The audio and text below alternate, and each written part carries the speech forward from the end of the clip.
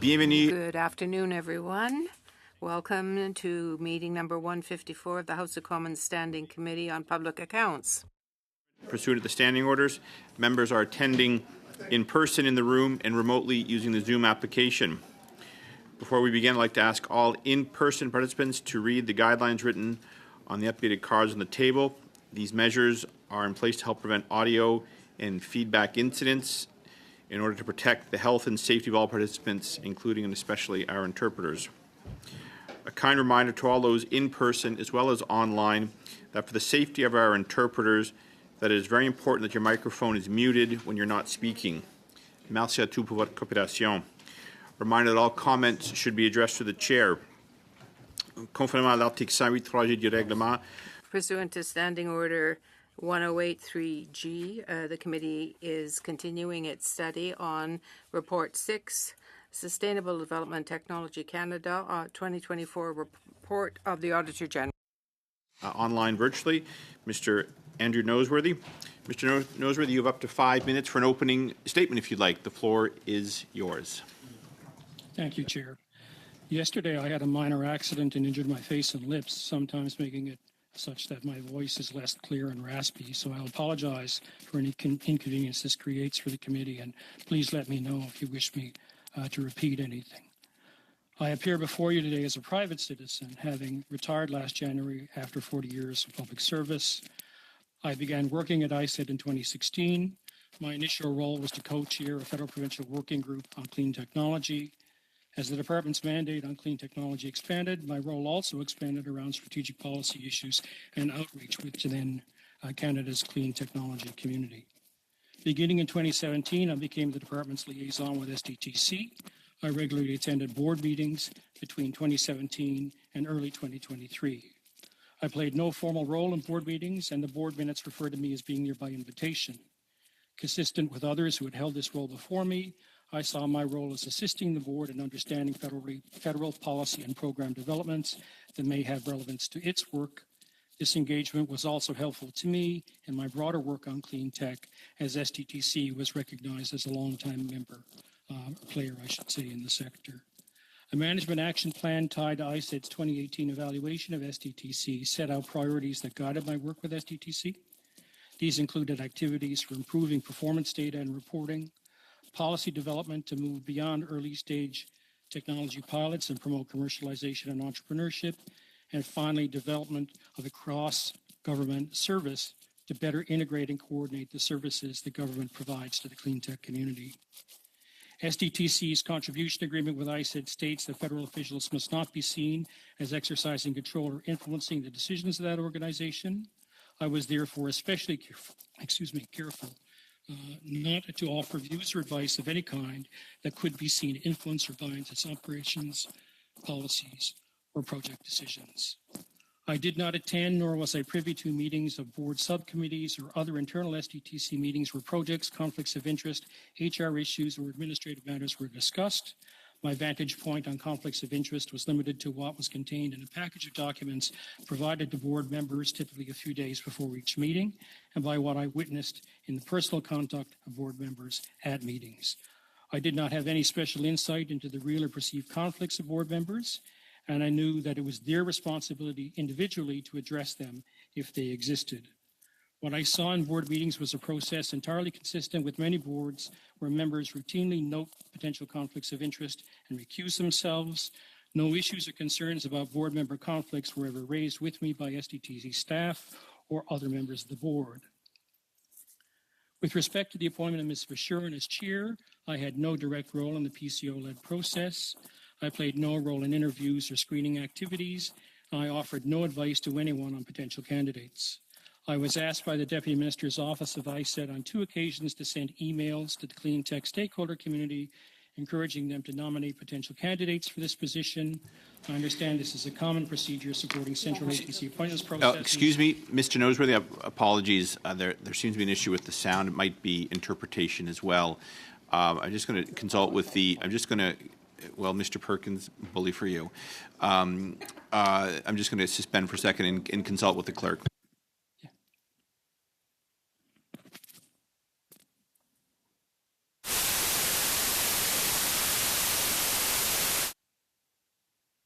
Mr. Noseworthy, the clerk will have a question or two for you, so I'll turn it over to our clerk, please.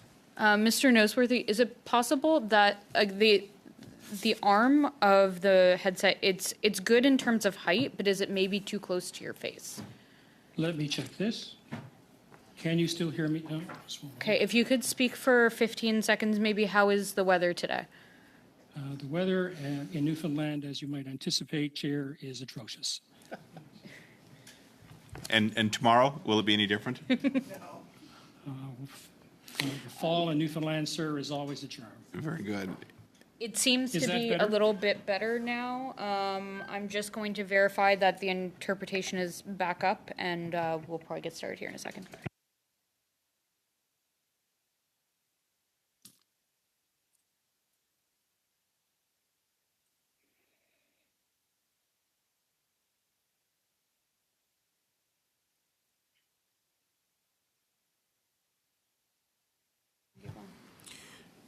Very good, Mr. Noseworthy. You may proceed. And if you want to back up 20, 30 seconds, just if you're in the middle of something, that would be fine, and I will ensure you have the time to finish up. Thank you. Thank you, sir. I was asked by the Deputy Minister's Office of ISET on 2 occasions to send emails to the clean tech stakeholder community, encouraging them to nominate potential candidates for the position of chair of SDTC. And I understand this is a common procedure supporting central agency-led appointments processes. In June 2018, I was also asked to contact Ms. Lawrence, as CEO of SDTC, to advise her that an order in council had been issued appointing Ms. Vishurin as SDTC chair.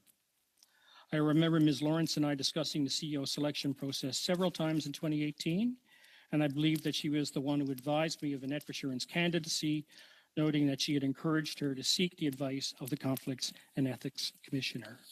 I did discuss this matter with the Deputy Minister, and we both understood that Ms. Vishurin had sought advice that we assumed would be implemented and taken into account in the appointments process. At no time did I doubt that this was happening. With respect to my relationship with Ms. Vishurin, I first met her in 2017 or 2018 as part of the department's outreach on clean tech. She was a member of the CEO Clean Tech Sector Table, to which I acted as secretary. Our relationship was solely a professional one. On the allegations regarding HR and administrative issues at SDTC, I had no knowledge of this until I learned of the whistleblower's allegations.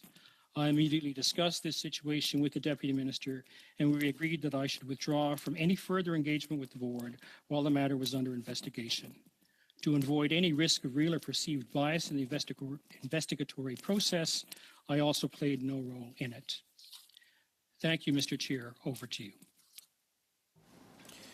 Thank you, Mr. Noseworthy.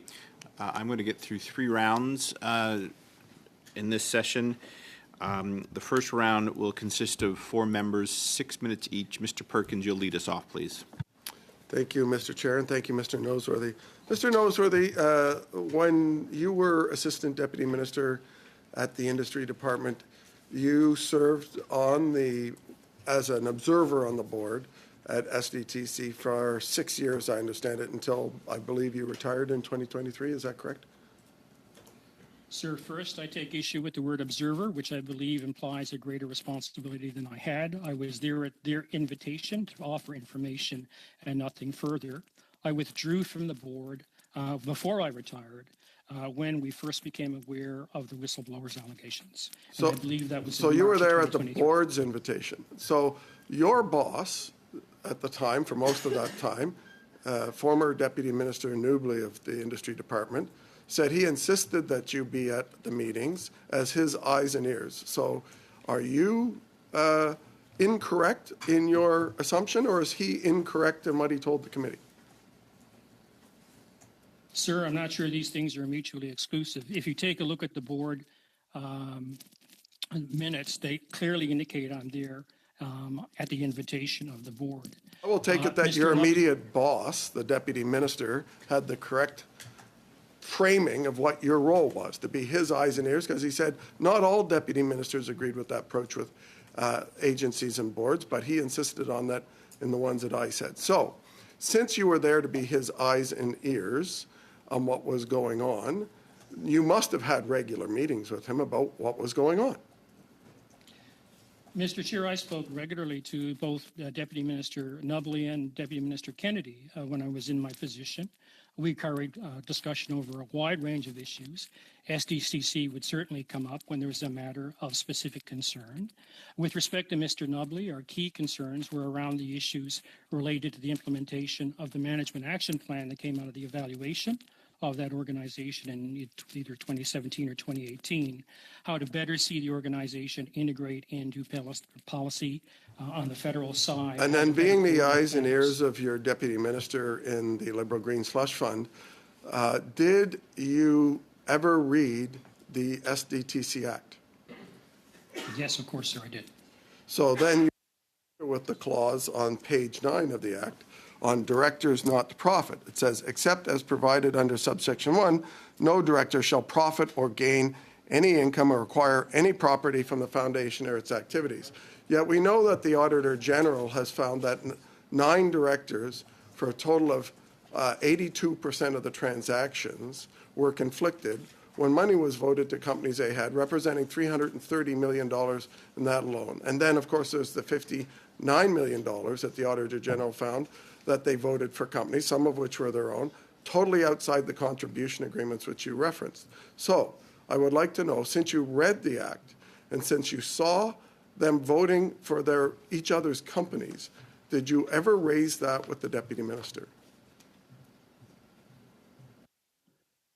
Sir, what I saw in front of me at STTC was a regularly functioning board where people recused themselves where they thought there was a real reason to. So I'll read it again because I don't see anywhere in the Act where it says it's okay to vote yourself property or investments if you recuse yourself. So let me read it again. Except as provided under subsection 1, no director shall profit or gain any income or acquire any property from the foundation or its activities. When tens of millions of dollars were going to directors' funds, André-Lise Matteau, who you watched, vote $10.7 million by her own admission, and I'm not sure what was a level of conflict that would worry you, but $10.7 million to her own companies. The number's actually higher. When you saw Steve Kuchar, when you saw Gary Ouimet vote money for their own companies and have fellow directors vote them, total of $300 million, and you were sitting there 82% of the time. They began each meeting by outlining which director and which project was conflicted. You know, my friend here, his project's up, so he's conflicted, and my director here, so he'll just get out and recuse himself. And you sat in those meetings 82% of the time when things were happening, and you never reported that to your boss? Sir, I had no way of independently assessing conflicts of interest by the board, specifically with the interpretation that you are applying to the Act. I am not a lawyer. Interpretation, I'll do it again, except as provided under subsection 1. That's not very complicated. No director shall profit or gain any income or acquire any property. That's not tough. You don't have to be a lawyer.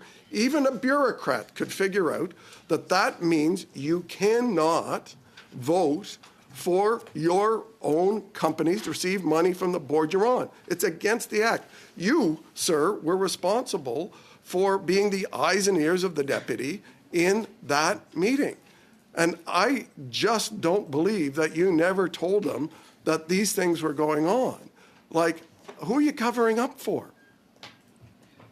Mr. Chair, I had very limited information upon which to look at issues of conflict of interest. Said this director has a conflict, and then that director gets the money, and then the next director gets the money, and you're sitting in the meeting. What? That's not information to report back? I had no way to independently assess, Mr. Chair.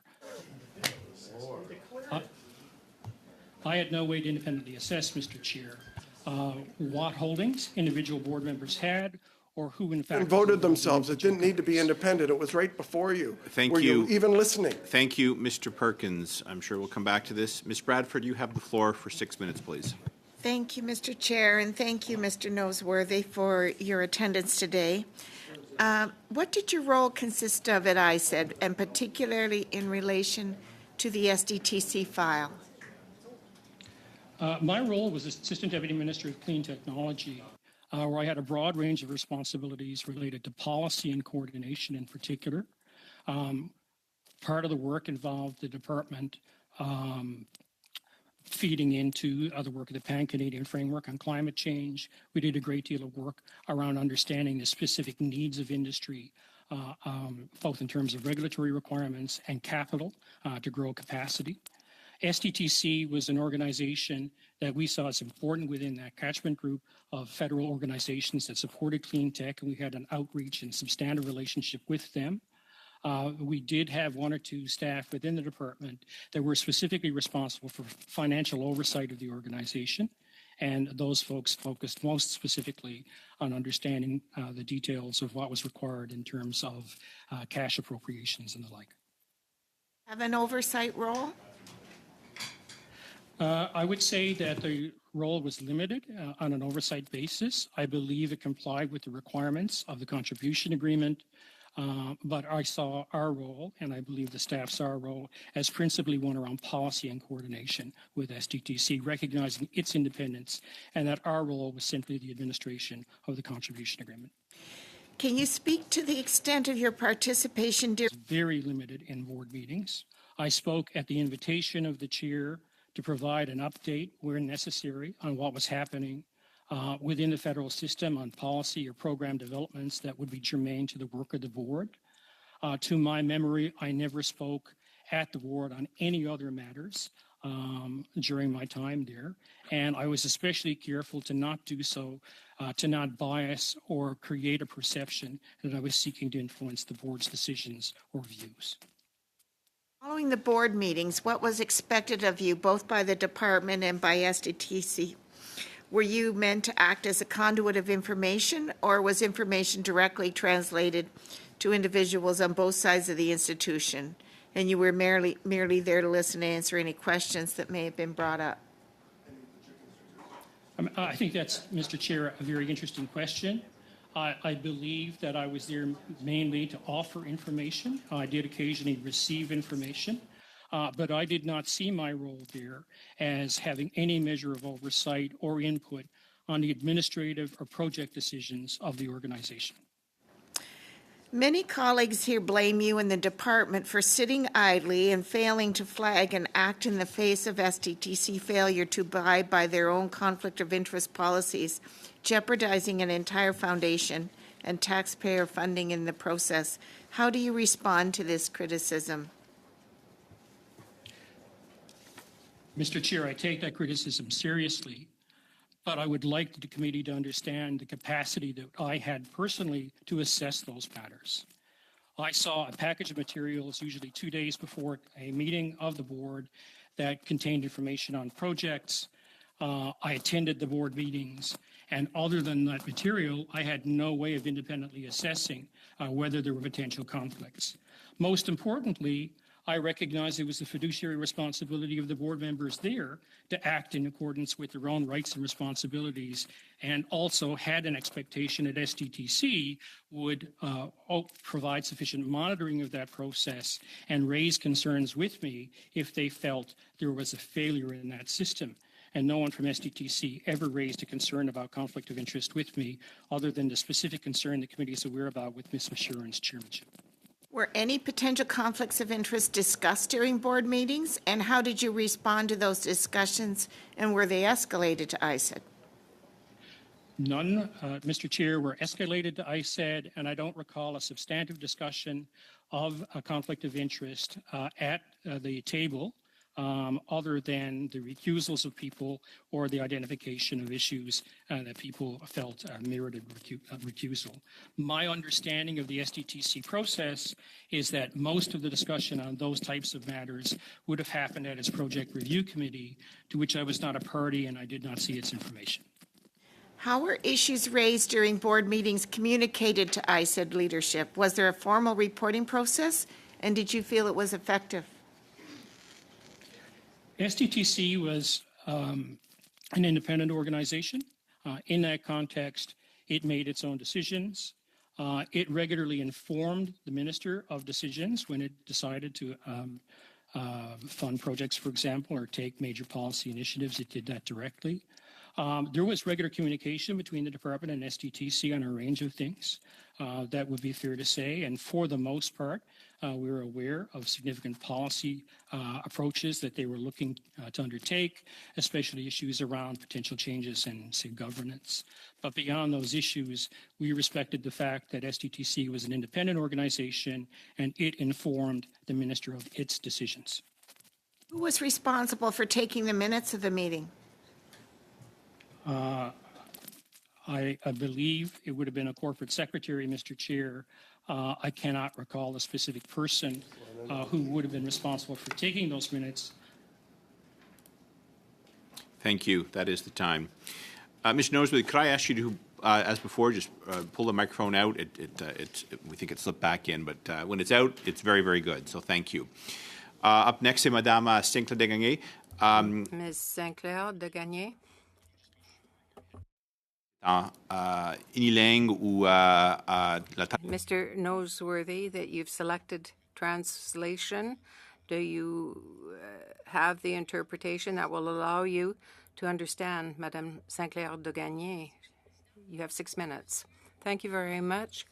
Mr. Noseworthy, when Mr. Nubley came to the committee, your immediate superior at the time, he mentioned the fact that he wanted to know what was happening in the agencies, and he confirmed that the duty of a liaison agent was to inform the department about what was happening in the agencies. Mr. Nubley informed us that you were his eyes and ears. You attended several board meetings, including the 2 most important board meetings during COVID. You said in answer to a question that the COVID payments were not part of the contribution agreement. Can you add anything to that? I'm sorry. Did you see anything? So I guess my apologies, Mr. Chair. Is the question specifically about the COVID payments?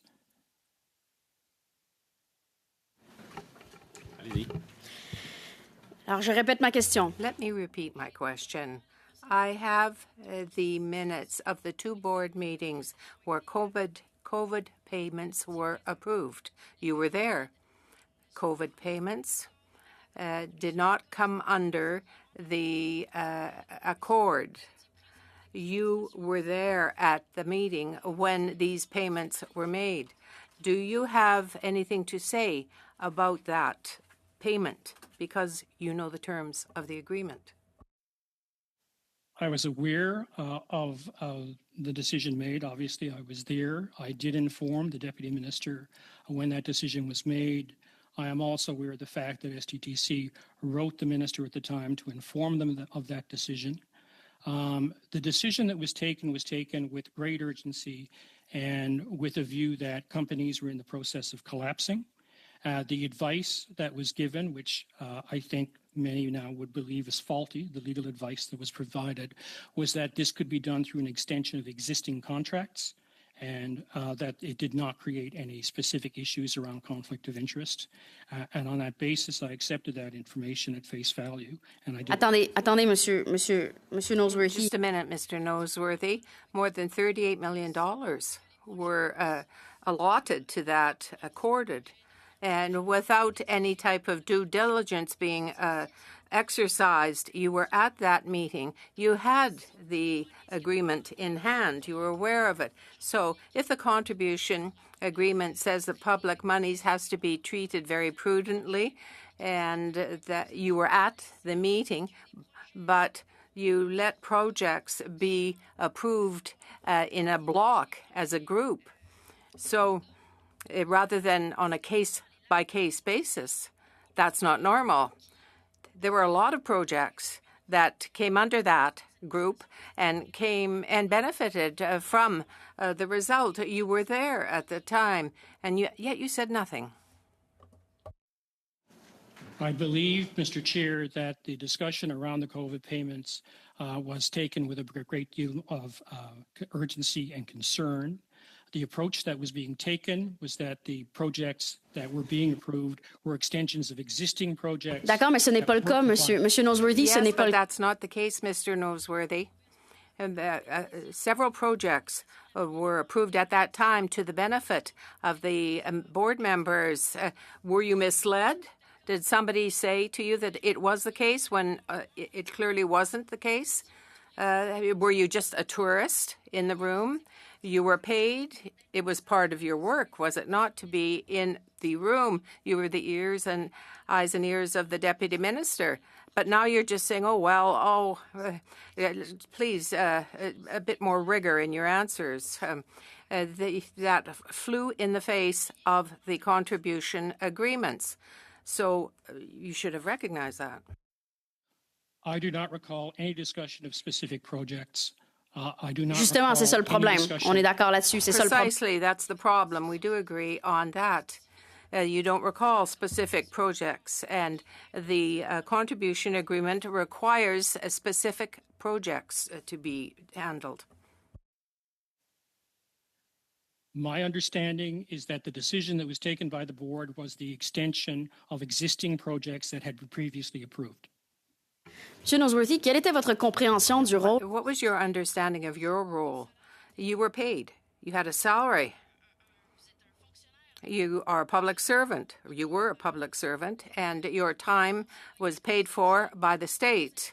And so when you were there at the board meetings, you were there to work.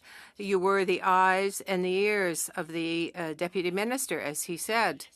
So in terms of respect of the contribution agreements, that's what you were there for. So what else was your role? As I have since said and indicated in my opening remarks, I saw my role there exclusively as at the invitation of the board to talk about policy coordination issues and matters of that nature. I did not see my role there as having any type of policing function over the activities of the organization or its decision-making. Je vais passer à un autre. I'll move on to another subject. How long have you known Madame Verschuren? How long did you know her for? Indicated in my opening remarks, I believe I met her somewhere around 2017. Depuis. Since you were working, or since you were working at the IPC, Ms. Verschuren received millions of dollars. There was a bioreactor. There was a project that involved that was submitted to another agency. We know that bioreactor cost $6.2 million, but your time there involved some $8 million. And do you have something to say about that? It was more than the total cost of the bioreactor. Details of that project. I never spoke to the project or about that project with Ms. Verschuren, and I am not aware of the arrangements that were made around its financing. Et voilà, And nor merci. did I ever advocate on that project. Et voilà, merci beaucoup. Thank you so much. The next person. Cannings, you have the floor for 6 minutes, please. Well, thank you, and thank you, Mr. Noseworthy, for appearing before us, despite the fact you're in Newfoundland in terrible weather, but that's fine.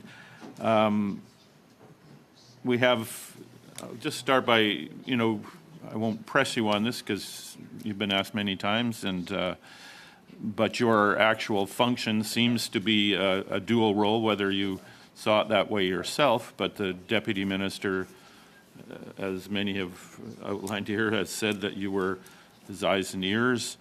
You saw yourself as the function of a liaison with SDTC board as more just there to answer questions if they brought it up.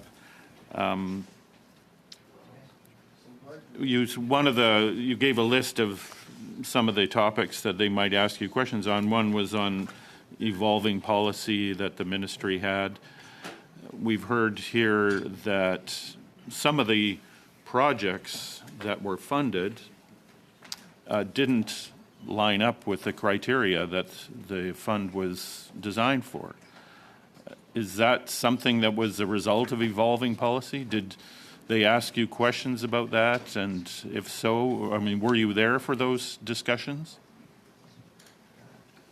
I do not recall any discussion on policy, Mr. Chair, that would have had any direct reflection on a specific funding decision about a project within the organization. Those decisions would have been made by STTC on their own. My role, as I saw it, was around coordination and briefing. I believe when Minister Nubley spoke, Deputy Minister Nubley spoke to you last week, he indicated that he saw my role as eyes and ears, specifically on issues coming out of the Management Action Plan of 2018, which focused around policy and coordination. So if you were there, you know, listening, observing these meetings, even though you didn't see yourself as an observer, I'm not sure I really understand the semantics of that part, but and there were discussions around policy. I mean, did you go back to the deputy minister and talk about those things? You know, just to report back saying they had questions on these policies. What should we be doing? Was there any back and forth? I'm just trying to get a handle on what you said to the deputy minister. I personally, I can't believe there was no reporting back in some ways, even an informal way. There was regular reporting back when there was a need to do so. When discussions came up, for example, around issues again related to the Management Action Plan about how you track emissions reductions, how the organization was looking at doing things in that matter, of course, because they related back to how I saw my role, I talked to the Deputy Minister about them. I did not see my role as one of talking about projects or administrative decisions within the organization. That was not how I saw my role when I attended board meetings, and I did not talk to the Deputy Minister about those issues. And you also said that you had no way to assess whether any of the board members were in a conflict of interest over a decision, and yet they were self-reporting on that, from what I understand. You know, at the start of the meeting, they'd say, you know, I have a conflict of interest in this project because, you know, my company is involved. And then, you know, they went on to either recuse themselves from the discussion on that, or they just didn't vote. I mean, there's two steps to that. What did you observe about that? Did they just leave the room entirely for the discussion? Did they stick around for the discussion even to hear it, and then just not vote? I'm just curious as to what you saw in that regard when people said, you know, admitted that they were in a conflict of interest. What did they do? Because we've heard that numerous times different board members did different things. Some recused themselves, didn't take part in the discussion, didn't vote. Others might have stuck around for the discussion but didn't vote, and others took part in the discussion and they voted. I'm just wondering if you saw a pattern there. I do not recall, sir, any circumstances where an individual didn't recuse themselves and leave the room. It is quite possible that it occurred and I was not aware of it, but in the cases where I saw people recuse themselves, they left the room. I should also mention, sir, that in my experiences with STTC, at no time did STTC staff raise with me a concern about the application of a conflict of interest rules by board members. And I would have thought if there was a concern that board members were being inconsistent or if there was an issue, they would have raised it with me for discussion. So people who have since raised these concerns never brought them up to you, even if you were there in the room with them? I can say honestly, sir, with the exception of the conversation I had with Leah Lawrence at the time of Annette Verschuren's appointment as chair, where she raised concerns about conflict of issues or interest issues. I don't believe I ever had a conversation with any other SDTC staff member or board member about a concern about conflict of interest. Thank you. That is your time. Beginning our second round, which will consist of 6 members posing questions of various time. Mr. Cooper, you'll lead this round off. You have 5 minutes, please.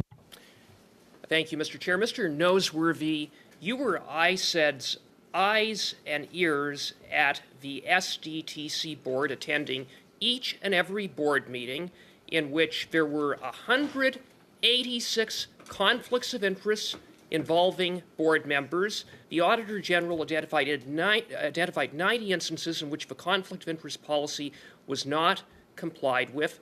There were multiple real conflicts of interest, including tens of millions of dollars that were funneled from SDTC to companies in which board members had interests. And your excuse for supposedly saying nothing, doing nothing, and reporting nothing back is that you had no independent way of assessing conflicts of interest. Really? How can you assert that when the evidence was right in front of you? The fiduciary responsibility on conflict of interest rests with the member of the board. It is the responsibility of the Mr. organization Noseworthy, to you made the statement that you had no independent way of assessing conflicts of interest, and I put it to you that that is false. The evidence was right in front of you, wasn't it? Because, Mr. Noseworthy, this committee has heard plenty of evidence about the fact that weeks before each board meeting, an agenda was sent out. Board members were invited to identify which projects they had conflicts of interest in, and at the beginning of the meeting, the secretary would read out which projects involving which directors conflicts of interest existed. So again, the evidence was right in front of you. And you said nothing, you did nothing, you covered it up. Is that what you're saying? Mr. Chair, I only saw the materials that were circulated for Yeah, board and the meetings. materials provided, certain members had conflicts of interest. And it was said at the beginning of the meeting. So what are you talking about that you had no independent way of assessing? You're just making it up. They declared it. You're making it up to cover your butt. Mr. Chair, when people declared conflict of interest and it was raised at the beginning of the meeting, my experience was that they recused themselves and they were not part of the discussion on the project. So they left the room. Did they leave the room? Because recusing oneself is not sufficient. But even if they did leave the room, that's not acceptable either, is it? Because Section 12 of the SDTC Act states very clearly that no director shall profit or gain any income or acquire any property from the foundation or its activities. One such board member, the good friend of the Environment Minister, Andre Lise-Matteau, admitted before this committee that $10.4 million was funneled from SDTC into companies that she had interest in. That is a complete violation of the SDTC Act. Yes, she declared the conflict. Yes, she left the room. You were at each of those meetings. Why didn't you report these blatant violations of the SDTC Act? You were aware of the Act. You admitted you were aware of the Act. Why didn't you report $10.4 million funneled into her companies improperly and illegally? Mr. Chair, my experience again, sorry, there seems to have been some feedback. Mr. Chair, my experience was that people recused themselves, and my assumption was by recusing themselves and following normal board procedures, they would have been in compliance with the What part of Section 12.2, no director shall profit or gain any income or acquire any property, do you not understand? I am not a lawyer, sir, and Mr. Chair, I believe that clause needs to be read in reflection on what the general rules and procedures $10.4 million exist. going into companies that Andre Lise-Matteau had interest in. Mr. Cooper, just I have a point of order. Yes, Ms. Khalid. Chair, we've spent a lot of months and years trying to make sure that our interpreters are well taken care of. We don't need to yell that loudly when we're talking into a microphone because I do believe that it is hurting their ears. So, Chair, if you can, please. Thank you. Okay, thank you. All right, I was hearing Miss Khalid. It's all right, Mr. Durain. I appreciate your concern. It's one I share. Mr. Cooper, you have about 40 seconds left, and I would urge you just to be aware of the interpreters. I see where you're going, and I know the committee members share your concerns, but if you could just keep that in mind, you have 40 seconds, please. Well, Mr. Noseworthy, what were you doing at each of these meetings? Eating chicken fingers? I mean, what were you doing? Mr. Chair, as I've now indicated multiple times, I saw my role there as around policy coordination and providing board members with advice that they might find useful in policy coordination and ultimately making decisions around the organization. Thank you very much. Up next, Ms. Yip, you have the floor for 5 minutes, please. Thank you, Chair. Thank you to the witness for appearing. You know, I've been hearing all sorts of things about your role on the board and policy coordination function, and yet there's also all this conflict of interest issues. And I'm going to just ask you, I know the others have also asked you, but I really do want to hear very clearly, how did you see your role on the SDTC board? I truly saw my role as a liaison. Sorry, there seems to be feedback on the microphones. Chair, are you able to hear? I'll speak again. Okay. I believe I'm getting feedback from in the room. I'll speak again. Are you hearing it in your earpiece, Mr. Noseworthy? Yes, I'm afraid. Yes. Okay. I'll have the clerk look into that. In the meantime, you may proceed. As I've indicated, Mr. Chair, I saw my role around policy coordination and acting as a liaison with the organization to ensure it was aware of what was happening with other federal policies and programs. I only participated in a substantive way in the first part of the meeting, which was sort of a policy update, where I provided that type of information. I was keen to see what the organization was doing on its own accord in collecting information on what was going on in the industry, and we did feed that back both to the Deputy Minister and also in our own work and understanding what the needs and requirements of the sector would be. I did not see my role in participating in board meetings as having any specific or formal role around oversight of administrative matters. And when it specifically came to the issue of conflict of interest, I saw myself as having no particular role unless I was called upon by SDTC or by a board member and became aware of a specific conflict issue, and that never occurred. I find it troubling that you were there at the meetings and you saw these conflicts, and yet you did not act. Mr. Chair, if I can, these conflicts were not evident in these meetings. It was clearly obvious that people recused themselves at the beginning of the meeting and then, announced their recusal at the beginning of the meeting and then left. I did not see any situation, and I would have acted upon it if I had seen a situation where a board member had intentionally violated their obligations on conflict of interest and sat there to discuss a project that I knew they had a stake in. Because I'm not hearing clear answers. Can you explain the early impacts of COVID on the clean tech industry and the context of the COVID payments?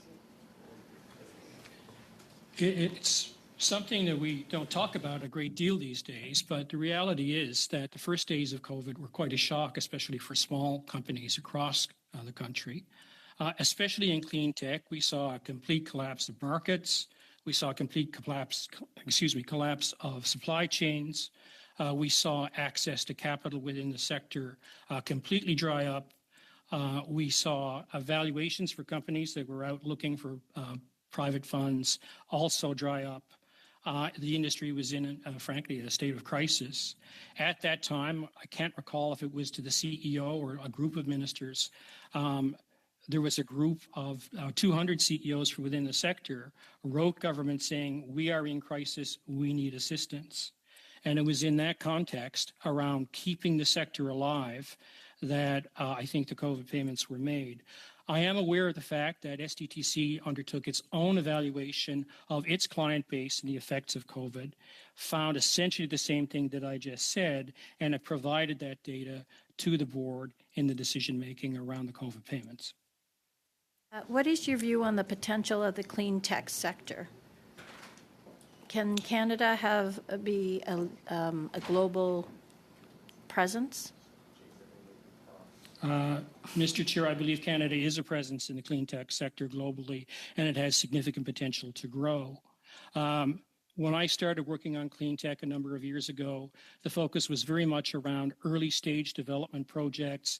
This is pejorative, and I apologize for it, but guys working on stuff in their garages. Clean tech has matured into large industry these days. And in fact, while we sometimes talk about clean tech as an industry or a sector, it's not. There's clean tech in all industrial sectors. And what we've seen in the last 5 years is a very dramatic embracement of clean technology by most of Canada's major industrial sectors that creates significant opportunity. I think the challenge we face going forward is we're not alone in this situation. We've seen significant incentives and supports for clean tech in most other large jurisdictions, including the United States, Europe, and China. And if we want to maintain and grow our global market share, we have to be competitive in how we grow those companies. A very, very quick question, or I can... Be a major contributor to our GDP and energy transition to net zero? Certainly. Thank you. Suivant encore une fois, c'est Madame... Once again, Ms. Sinclair de Gagné. Now, Mr. Noseworthy, or is it a little better? Okay, I appreciate that. We're not hearing it in the room, so if it does persist, I might suspend the meeting and have IT call you, but and I don't think the interpreters are hearing it as well. No, so that's good. So anyway, you'll keep me posted, please. Madame Sinclair pour 2 minutes 30 secondes, s'il vous plaît. 2 minutes 30 seconds, Madame Sinclair de Gagné. Mr. Noseworthy, did you read the Auditor General's report? Yeah. Rapport au paragraphe 60. In paragraph 63 says that we noted that the ISDE made a report of its concerns about the Foundation with respect to the first project involving the ecosystem. Are you aware of the fact, do you know if you or yourself indicated this to the Board of Directors? We discussed that matter, Mr. Chair, at the operational level with the CEO. I believe I discussed it directly with the CEO. There were a number of occasions over my time with ISED where we raised specific concerns about projects or initiatives that SDTC was seeking to undertake. In that particular case, we wondered about the eligibility of the project under the contribution agreement. My memory of the situation, and I'm sorry I don't have this information in front of me, is that they came back to us and satisfied our initial concerns, and I believe we agreed to allow the program to proceed on a pilot basis with the expectation we would review it in more detail later. À ma question précédente, vous avez répondu... My previous question, you didn't think you had a role of policing, but you said, or you mentioned that there were problems in terms of non-compliance on the board of SDTC with respect to the contribution agreements. Why did you report for the ecosystem but not for other instances where you had concerns? The concerns that we raised as a department were raised at the officials level as materials were being developed on project-specific decisions. And with the exception of, well, actually, I think in all cases they were resolved and did not warrant discussion at the board level. And indeed, I did not see it my role even at the board level to raise those concerns. I recall in the case of the particular project you mentioned, the chair, not the chair, the CEO, did indicate to the board members that there had been a discussion with ISED and we were working out issues around eligibility. Plusieurs des projets du volet écosystème étaient Several of the projects of the ecosystems flew in the face of the entire contribution agreements, and in fact, they were not eligible. So, how did you direct your concern? Was the deputy minister involved, or was it Mr. Kennedy? We raised our concerns about potential eligibility of the projects directly with STTC. They provided Monsieur Noseworthy, je vous demande, quand vous dites oui, c'est qui? Noseworthy, who is we? I'm so sorry. We'll go back to your questions later. Mr. Cannings, you have the floor for 2.5 minutes, please. Well, thank you. Mr. Noseworthy, I'd just like to get an idea of how I'm new on this committee, so forgive me if this has been asked before and presented by other witnesses, but just how decisions were made at the board level in STTC. First of all, one kind of side question, we're talking about COVID project decisions. Were these meetings, the meetings during COVID, were they held in person or were they on Zoom, or how did that work? Sir, Mr. Chair, my memory is that the board meetings during COVID actually initially started as teleconferences and graduated into video conferences as our collective technological capacity increased. And yes, that was how those meetings were specifically handled at that time. I do recall that the discussions on the COVID payments were a bit unique. The calls were made on a more emergent basis than we saw. They weren't part of routine monthly, I believe the meetings were. It was a bit of an exception, and it was based on, as I indicated earlier, some of the concerns that were being raised within the community around collapse. Okay, and so again, just to get an idea for myself about how involved these discussions were around the board table about whether to fund a project or not. You know, I've sat on boards that sound similar, where staff would prepare a report on different projects. You know, and in my case, these were, you know, big projects, millions of dollars, but then they were brought to the board and we'd have long discussions on each one to make sure that the money was being well spent, even though the staff was recommending this over that, et cetera. I'm just wondering, how did those conversations take place in STTC? Were they kind of rubber stamping what the staff had come up? You said that there was the project review committee. I don't know who sat on that, but the parts that you saw at that stage, were there long, involved discussions on the pros and cons of each project?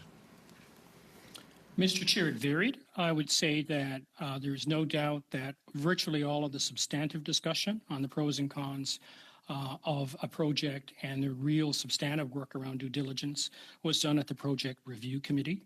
It was the project review committee that brought projects to the board. Generally speaking, projects were reviewed in some measure of detail for the board. There was a presentation by a vice president of STTC who would walk folks through the content of the project, what it was ultimately involved, and what was hoped to be achieved by funding it. It was not unusual at all to have a number of questions from board members as part of that process. I do not recall at any time a board member calling fundamental concerns about a project that had been recommended by the PRC. But sometimes the discussions on projects could actually be quite lengthy. It could be up to maybe 20 minutes or a half hour. Thank you very much. That is the time. Up next is Mr. McCauley for 5 minutes, please. Thanks, Chair. Mr. Noseworthy, how long did you work with Mr. Nobley when he was Deputy Minister? I began work with Mr. Nubley in 2016. Just a simple answer, please. How many years, please? Yeah, I'm just trying to work it out in my head, sir. My apologies. I believe about 5 years. 4 or 5 years. So let me ask you, he stated that you met often and that he was your eyes and ears on the board. Did you bring up the issue of the conflicts with him at all? You obviously worked together a long time. You met many times together. The whole public service operates under the basic and the guiding principle of risk aversion and CYA, and you know what the A stands for, basically cover your backside. So did you bring this up, these conflict issues, with the deputy minister? Mr. Chair, if conflict issues had become apparent to me or were made apparent to me by STTC, I would have immediately raised them with the deputy minister. So you didn't raise anything. Now, I'm going to ask, we had Ms. Colbeck, who's the vice president, with us on Monday. She, like you, like Mr. Norbley and everyone else, seems to been completely, like Tommy, rock opera, blind, deaf, and dumb to the conflicts of interest. Stating, accepting no accountability or responsibility, but she did state that conflicts were minuted from the board meetings that you were at. And yet you seem to be saying that there were no conflicts that you were aware of. Could you explain that to us, please? My understanding is that when a conflict... Your understanding, I'm asking a simple question. The vice president, Ms. Colbeck, stated the conflicts were minuted at the meeting you were at. You were at all the meetings. She stated the conflicts were minuted. So you were at this meeting, so conflicts were discussed. What did you do with those conflicts? When I became aware of the conflicts that were minuted and they were dealt with in due process, I saw no need to bring them further. It was a matter within the purview of the organization and its conflict of interest. You talked about your role being ensuring the administration of the contribution agreement. Article 20.03 of the contribution agreement states very clearly that conflicts of interest or perceived conflicts of interest have to be reported to the Minister of Industry. So you're aware of these conflicts. You were there to administer the oversight of the contribution agreements. Did you report these conflicts, as you were required to in the contribution agreement, Article 20.03, did you report these to the Minister? Mr. Chair, my understanding of the... I'm not asking your understanding. I'm asking, did you do your job? You stated you were there for the administration of the contribution agreement. The contribution agreement states very clearly conflicts of interest have to be reported to the Minister. Did you... By the organization, sir. By the organization. Right, so you thought, oh, it's someone else's job. Even though you stated you were there to ensure the administration of the contribution agreement. But that's not your job. You knew about the conflict, but it's not your job. I saw my responsibility as I have stated here. If I had seen any deviation from conflict of interest obligations, as I've indicated, I would have reported them. I saw it as the obligation on the organization to report to the minister because that's what the contribution agreement says. It's his job to do it. $400 million, the taxpayers' money, but it's someone else's job to do it, and you were aware of it, but it's someone else's job. We had I mentioned before to Ms. Colbeck, we had a low-level or lower-level person in the public service brave enough to be a whistleblower and come forward to you as well. But you didn't have that bravery, and you didn't see it as your job for oversight, even though you stated earlier today that part of your role was to ensure the administration of the contribution agreement. But I guess not necessarily. Mr. Chair, the whistleblower never came to me. I'm not aware of the work of the whistleblower, and I never spoke to that person. I think it was your role as an ADM who does have fiduciary duties under the Financial Administration Act to act on this. You just thought it was someone else's job. Like, who should have done that then?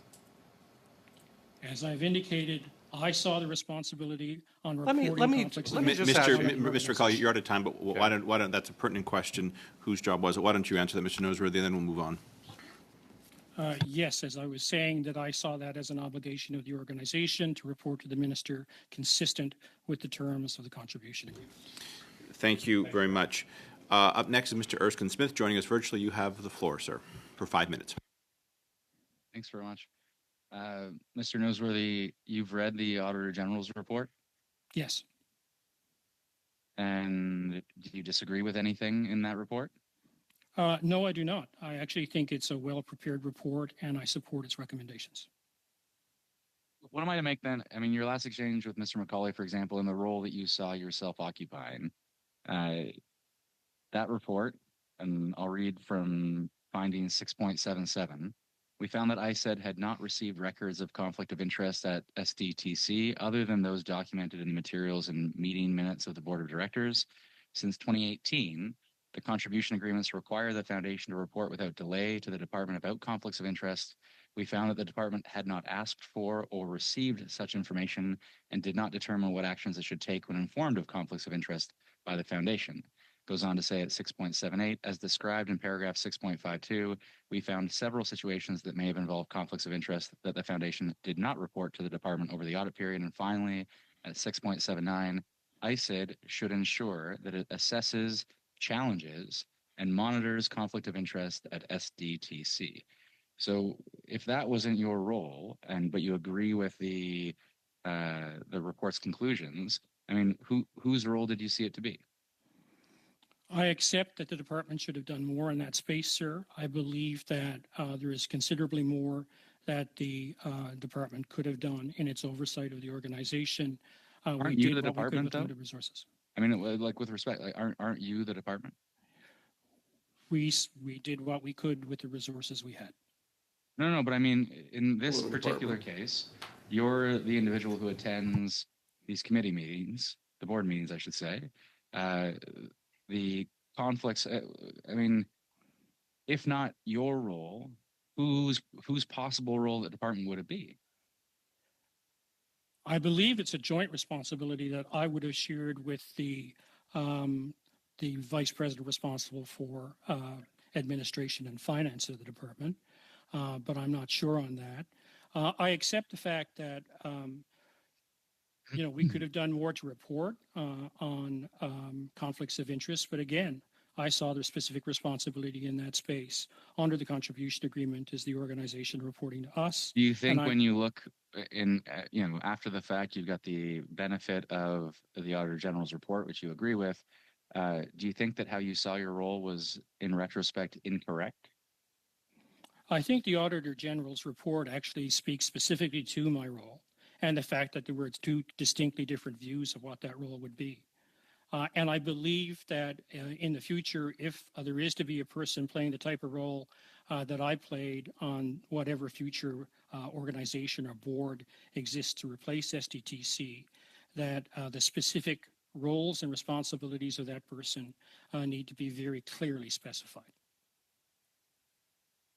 With respect to the knowledge of anyone else at the department, and let's include actually in the minister's office, you are attending these board meetings, you are seeing the conflicts, and your testimony here today is very clear that you saw them declared, people were recusing themselves as a general practice. That's a little bit at odds with what we hear from the Auditor General, but that's the general practice that you witnessed as you describe it.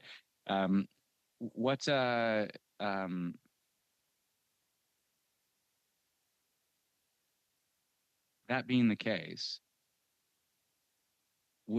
did you ever have a conversation with Minister Champagne about what you were witnessing at the committee? I do not believe that I ever had a conversation with either Minister Baines or Minister Champagne about SDTC matters as a general principle. Briefings on SDTC would have occurred through the Deputy Minister's office, and generally speaking, in fact, I'm certain I never had a bilateral discussion with either of those ministers on SDTC. And my last question, I mean, Ms. Lawrence raised the potential conflict in relation to Ms. Verschuren and her appointment. She raised that with you. You raised that with the minister at the time? I had no discussion with the minister about that. The deputy minister at the time, John Nubley, and I had a discussion where we both recognized that Ms. Vishurin was speaking to the conflicts commissioner, and we had confidence that the results of that discussion would be taken into account as part of the appointments process and the advice brought forward to the minister by PCO or the central agencies. She never flagged any other conflict. She never flagged any other conflict challenge to you to say, this is going on. I raised this first conflict. Here are other conflicts that I'm concerned about with respect to board members. No. Thank you. That is the time. Beginning our third and last round, again, for six members will ask questions at various times. Mr. Perkins, you'll lead us off for 5, please. Thank you, Mr. Chair. Mr. Noseworthy, you're clearly of a similar age as me, so you will appreciate this analogy. There appears to have been a Roadrunner Acme anvil dropped on the Coyote on every bloody meeting in this, and you seem to have missed it. I don't quite get it, and on terms of conflicts of interest. But I'm gonna ask you. I have spoken to a number of the past board chairs. And and I've had some interesting conversations. And one of them shared with me as an interesting story. And I'd like to ask you this question based on that conversation. Did you ever ask a sitting chair of SDTC for a job? No. That's not what this chair said to me. I will move on then, because you're aware that doing so would be a breach of the ethics code of the public service. I certainly did not. Okay, I'm going to move on. Let's get back to this issue of former SDTC CEO's testimony on this and on the appointment of Ms. Vishurin. And she testified before Parliament and said that it was you that informed her that Ms. Vishurin would be appointed and would replace Mr. Bulsilli. Yes, I was asked by the Deputy Minister's office to call her and inform her that an order in council had been cut appointing Ms. Vishurin to the position.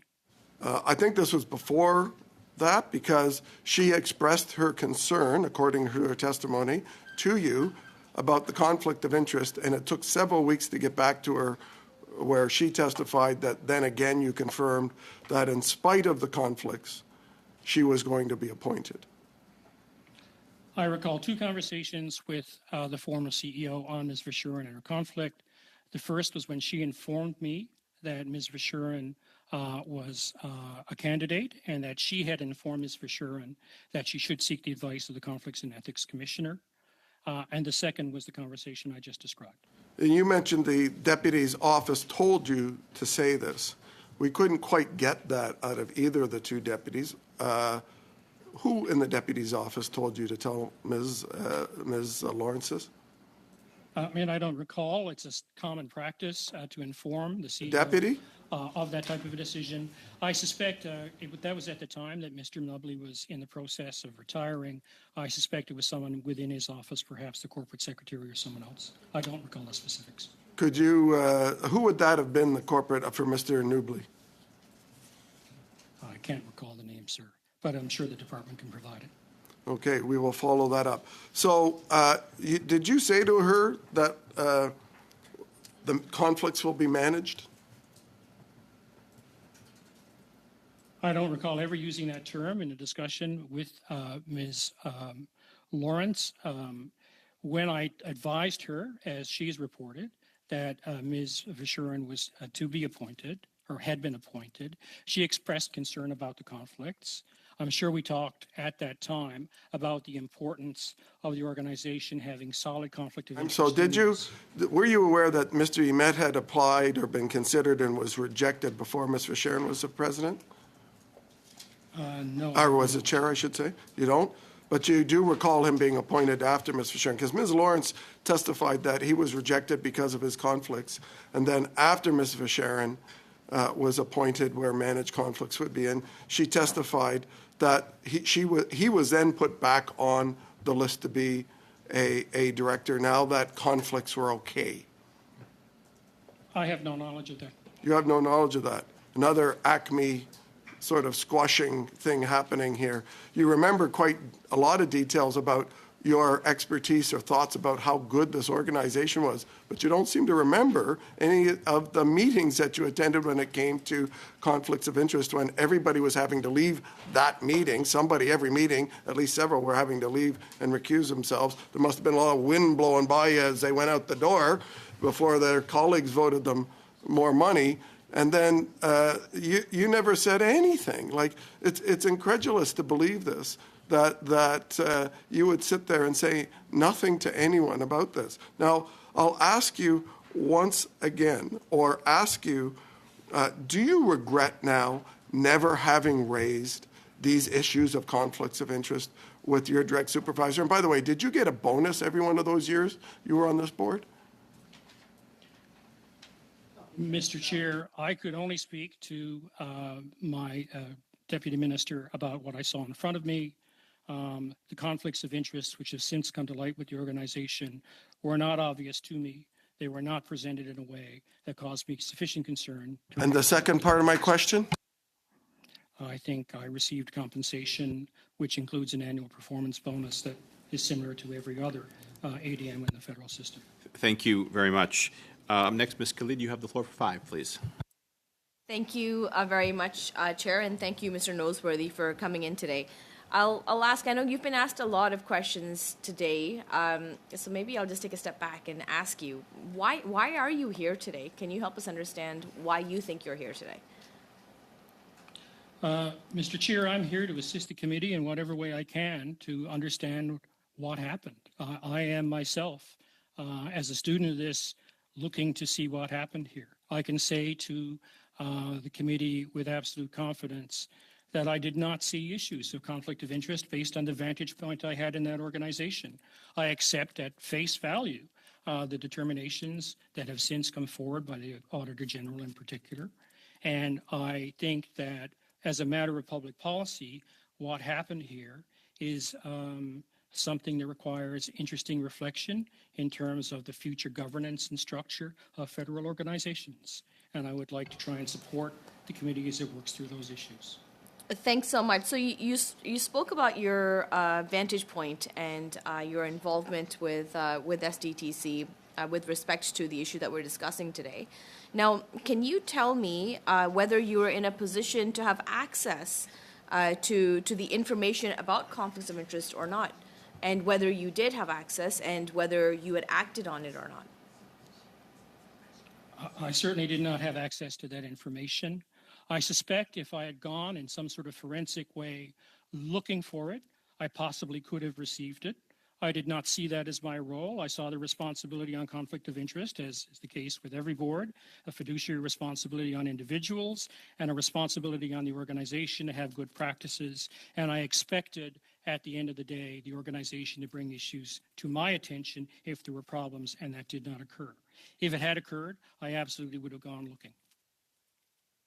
Do you find that you have failed ISED in the role that you've played with this whole debacle as we've been experiencing over the past number of months and years on this? I certainly look at the situation that's in front of us with regret. I believe that I and my staff did what we could with the resources we had at the time. I believe that there is a fundamental issue here around the governance of organizations like independent foundations and how governments need to balance the issue of independence and oversight. And I believe that there are important lessons to learn in that space. Have you made any money being in the role that you are in from the organizations that have interacted with SDTC? No, none whatsoever. Thank you. And how do you view the SDTC's transition? It's a lot of acronyms. Not enough, apparently. But how do you view that transition into the NRC? How do you think that it will improve, or what are some of the challenges that you think that they will face? So I have not looked at it in detail. I can only look at the issue in principle. I believe that there is a decent alignment between the work of the NRC and the programs that it has and SDTC, and I believe there is a potential efficiency associated with integrating SDTC into that organization. And I'm optimistic that doing so will eliminate the types of issues and concerns that we've been talking about today here around administration and oversight. Lastly, I'll ask you, have you had any interactions with any minister with respect to the SDTC file throughout your tenure, and especially with respect to the issue that we're discussing today? The short answer would be no. I believe there may have been one or two occasions when I briefed either Minister Champagne or Minister Baines when he was going into a meeting with a company that had obtained SDTC funding, where we told them what happened in terms of funding for that company. But that would have been an extremely routine thing. I believe Minister Baines at one point in time spoke at an SDTC event, and I reviewed a speech with him in advance of that. And to my knowledge, that's the only interactions I had with ministers on this matter. And that's all. Thank you very much, Chair. Thank you very much, Ms. Khalid. Suivant encore une fois, c'est Madame. Once again, Ms. Sinclair de Gagné, 2 minutes, 30 seconds. Mr. Noseworthy, I'm going to ask you a question, and I'd like to have an answer. When you said we, when you talked about the problem with the ecosystem, who was we? Who were you speaking to? My staff, Mr. Chair. Donc, M. Noublé ne faisait pas partie. So, Mr. Noublé wasn't part of that discussion. You never informed Mr. Noublé about the doubts that you had with respect to the ecosystem, which wasn't in compliance with the agreement.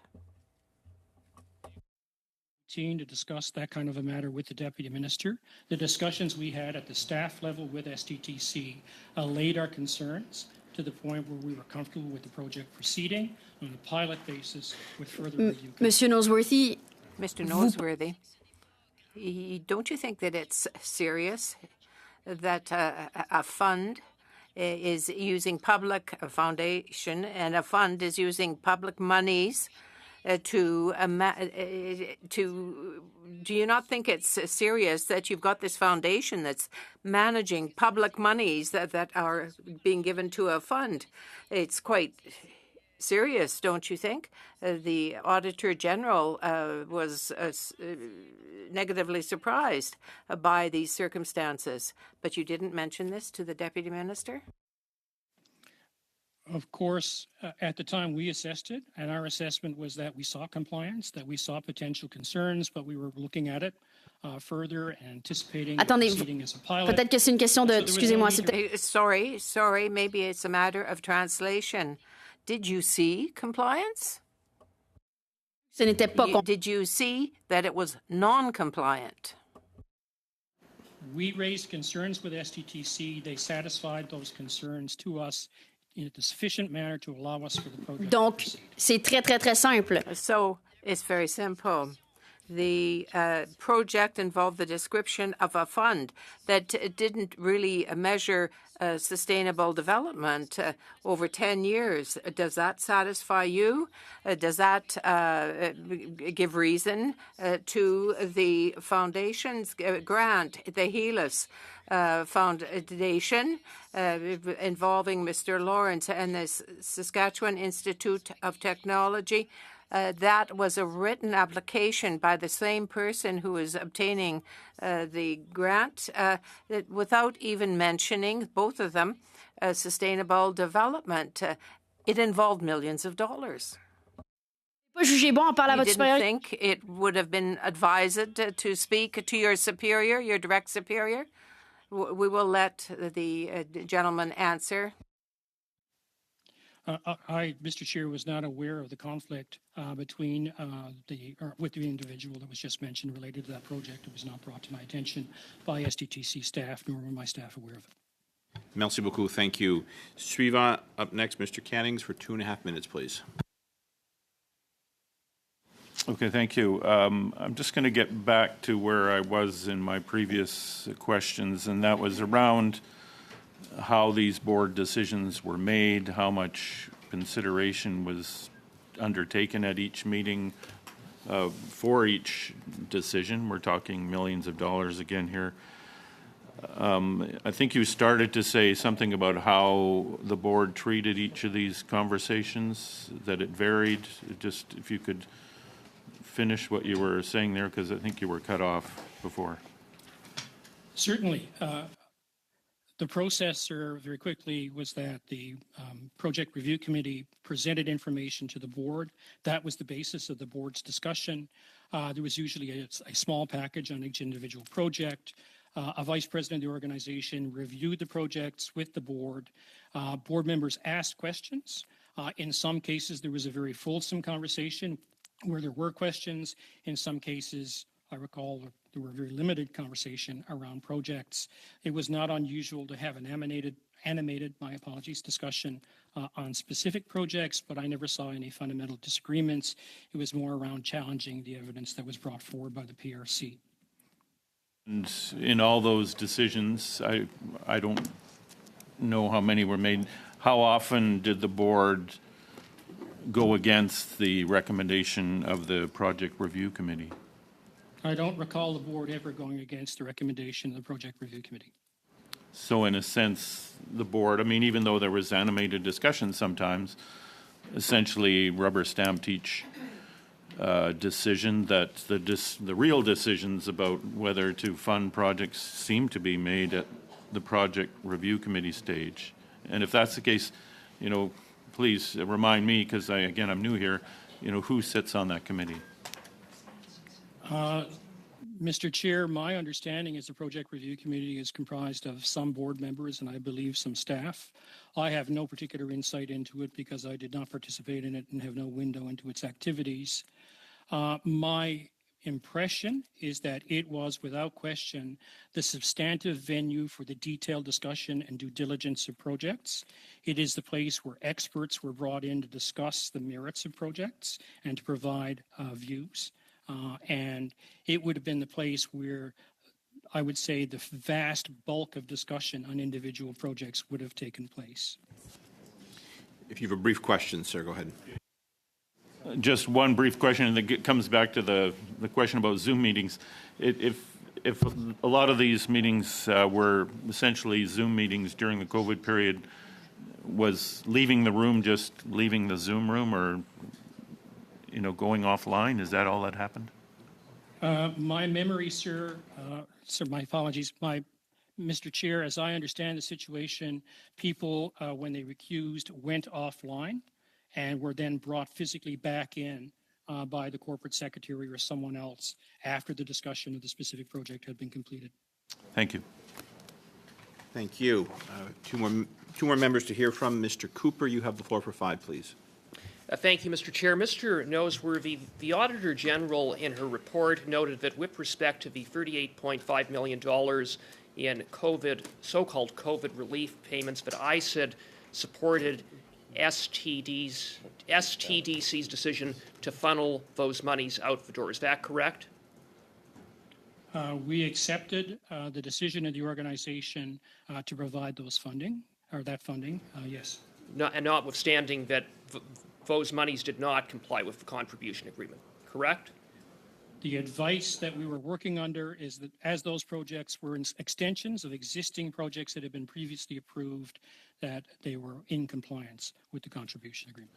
And the minister's office was informed. The minister was informed of those payments, correct? You stated that SDTC wrote to the minister. That is correct. Okay. Thank you for that. I will now be moving a motion that in relation to its study on Report 6, Sustainable Development Technology Canada, of the 2024 reports 5 to 7 of the Auditor General of Canada, in which the committee is examining the Liberal government's $400 million Green Slush Fund corruption scandal, the committee, A, make the following interim report to the House. Your committee wishes to admonish the Minister of Innovation, Science and Industry and the Minister of Environment and Climate Change for failing to make themselves available to give evidence on the committee's examination of Sustainable Development Technology Canada, despite being invited by the committee on June 6, 2024 and October 7, 2024, respectively, and recommends that the House order that these ministers in hiding each appear before the committee for 2 hours before House recesses for the Christmas break, and B, if necessary, hold additional meetings to accommodate the ministers. Mr. Cooper, could I ask if you have sent that motion in to the clerk as of yet? And if not, could you do that right away, please? I believe so, and if not, we will do so momentarily. Let me, I'm going to just, I'm going to suspend for just a few minutes. I'm going to consult with the clerk, and I'm going to endeavor to have the translated motion sent out very quickly. Mr. Noseworthy, if you can just hang for a few minutes. If you'd like to get up and walk around, that's okay. But if you could just kind of stay within your earshot, and you've got about 3 to 5 minutes anyway till I come back. Okay? Thank you.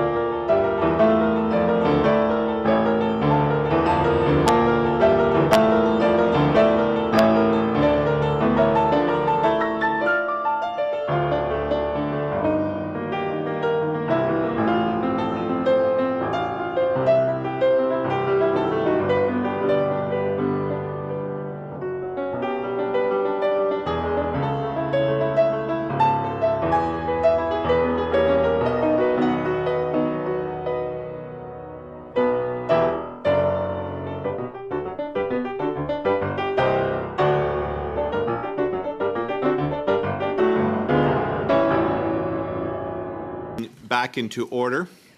Mr. Noseworthy, if you can just hang tight for a few minutes. I like to take the temperature of the members to see if this is going to be quick business or if it's going to go on for a while. If it does, I will come back to you as soon as I can. I certainly won't belabor it, but we'll get a taste of the room here and see where we're at. I'm going to go back to Mr. Cooper. Your motion is in order, and it's been sent out to members, and you have the floor, sir. Well, thank you very much, Mr. Chair. This Liberal Green slush fund scandal is massive. 400 million taxpayer dollars that went out the door improperly, including $330 million involving conflicts of interest of board members, 186 conflicts of interest of board members, including tens of millions of dollars that were funneled directly into companies in which board members had interest in. And as we heard today, we had an assistant deputy minister who was the eyes and ears of the department, who sat in on each of these meetings as money improperly went out the door, including instances of board members padding their own pockets and contravening the SDTC Act. What we also have are two ministers in Justin Trudeau's cabinet who have a lot to answer for, who are in hiding. The Environment Minister, Stephen Guilbeault, and the Minister for ISED, Francois-Philippe Champagne. This committee called on Minister Guilbeault to appear before this committee all the way back on June 6. It's now November 27th, and Minister Guilbeault hasn't found the time to fit an appearance before this committee in his calendar. He is essentially thumbing his nose at this committee and thumbing his nose at answering questions and being accountable as minister. And Minister Guilbeault has a lot to answer for, because it was Minister Guilbeault who was a lobbyist for Cycle Capital, a close associate of Andre Lise-Matteau, who is and was the CEO of Cycle Capital, who sat on the SDTC board when $10.4 million was funneled illegally, in contravention of Section 12.2 of the SDTC Act, into companies that that was within Cycle Capital's portfolio and that Andre Lise-Matteau had interests in.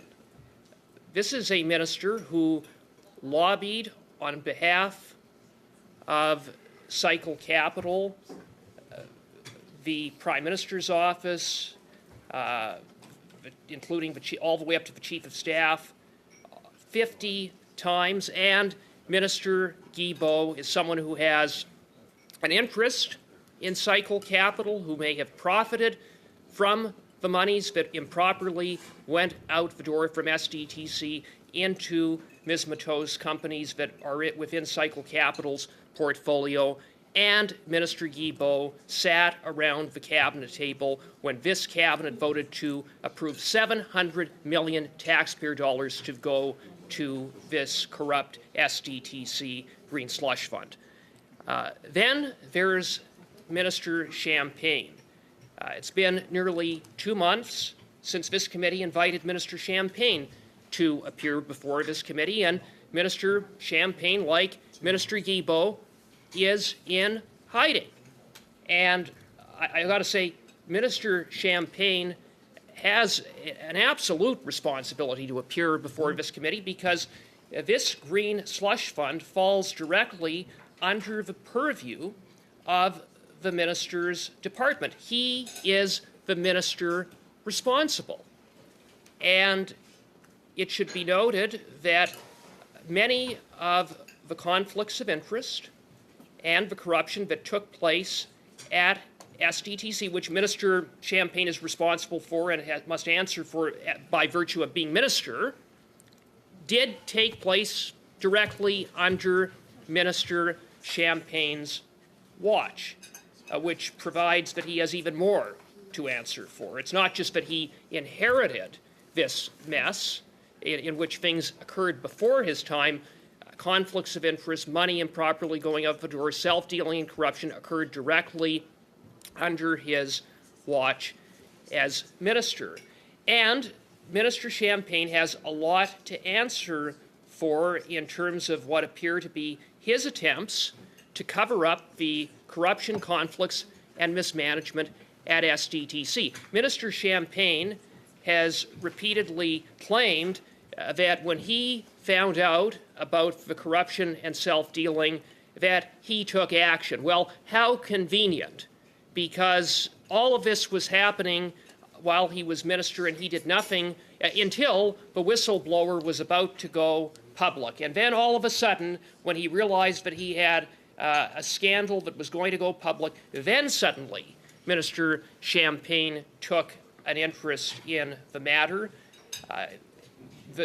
We know that RCGT was retained to undertake an independent fact-finding investigation. According to the whistleblower, an interim report was prepared as far back as May of 2023, RCGT having been retained in March of 2023. And according to the whistleblower, much of what was in the interim RCGT report was damning and was contained in that report that ultimately has been confirmed by the Auditor General. And instead of seeing that report be made public, according to the whistleblower, the minister's office interfered in the release of that report. And I quote the whistleblower from his testimony on September 18th, 2024, before this committee, in which he said, with respect to the interim fact-finding report of RCGT, quote, all of this should have led to immediate action, but once those findings reached the Privy Council office and the minister's office, everything changed. The investigation was delayed for another 4 months, allowing SDTC to continue misusing funds and mistreating employees when at this point the federal government had in fact known this was true. That is something that Minister Champagne needs to come to committee and needs to answer questions about. And not only that, according to the whistleblower, between May and when the RCGT report was finally released, Minister Champagne and his office were involved in tampering with and demanding material alterations to the RCGT report to water it down. According to the whistleblower, by late August or early September, there was discussions at ISED to fire the SDTC board and fire the corrupt executives at SDTC. But suddenly, when the minister got wind of that, that changed, that didn't happen. And we know that that was, in fact, what didn't happen, because when the RCGT report was issued in October, which was a damning report, much of it, if not all of it, supported by the Auditor General's later report, and by the way, the Auditor General found even more damning evidence again in terms of what was going on at SDTC. The minister kept the board in place, including the corrupt and conflicted chair, Annette Verschaeren. So for all of these reasons and more, we need to hear from Minister Champagne These ministers in this Justin Trudeau government, a government that really is defined by a culture of corruption and a complete lack of transparency, need to be hauled before this committee, and they need to answer questions about what they knew about corruption and mismanagement at SDTC. And I would hope that members would support this motion so that we can hear from these ministers as soon as possible. And it's time that they get out of hiding and come before the committee. Thank you, Mr. Chair. Thank you, Mr. Cooper. Up next is Mr. Drouin. You have the floor, please. Thank you, Chair. I certainly understand the accusations made by my colleague on certain issues, and it proves the extent to which they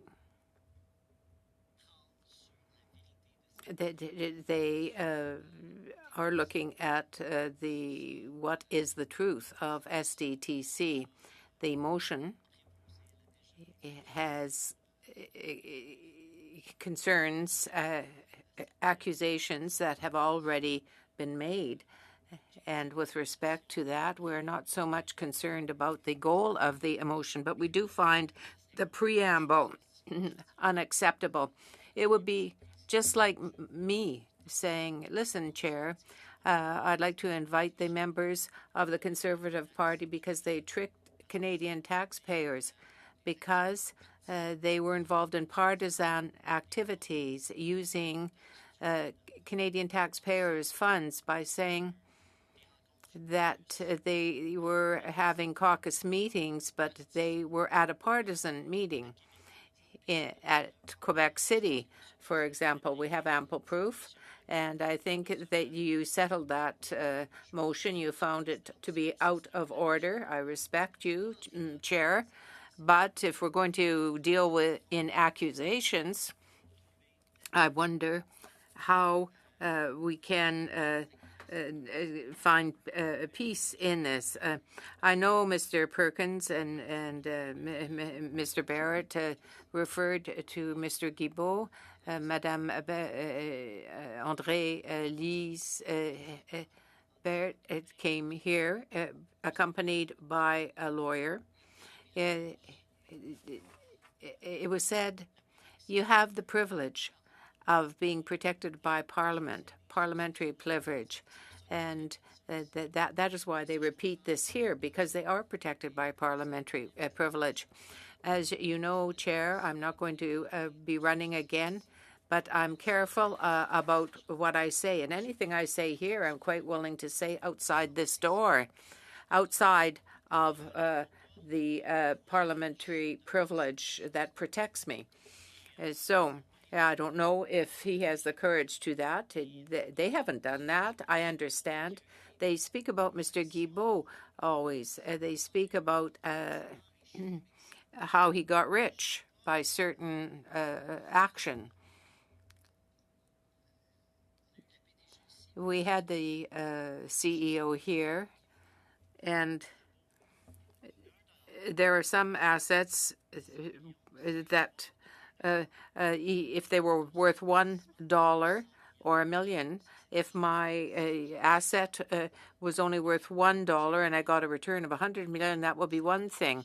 But if I'm managing millions and I don't get any return at all, that would be another issue. I think my colleagues opposite have some difficulty with arithmetic, because it's very clear that an asset that could be worth $2 or $1 billion, the return on that investment is always what is important. So they confuse those two things, and they've never had the courage to say things outside of the protection of parliamentary privilege. So I would invite them to go outside and say the same thing on Spark Street or on Wellington Street or on Bank Street. That's not a point of order, Mr. Perkins. Mr. Drouin, you have the floor.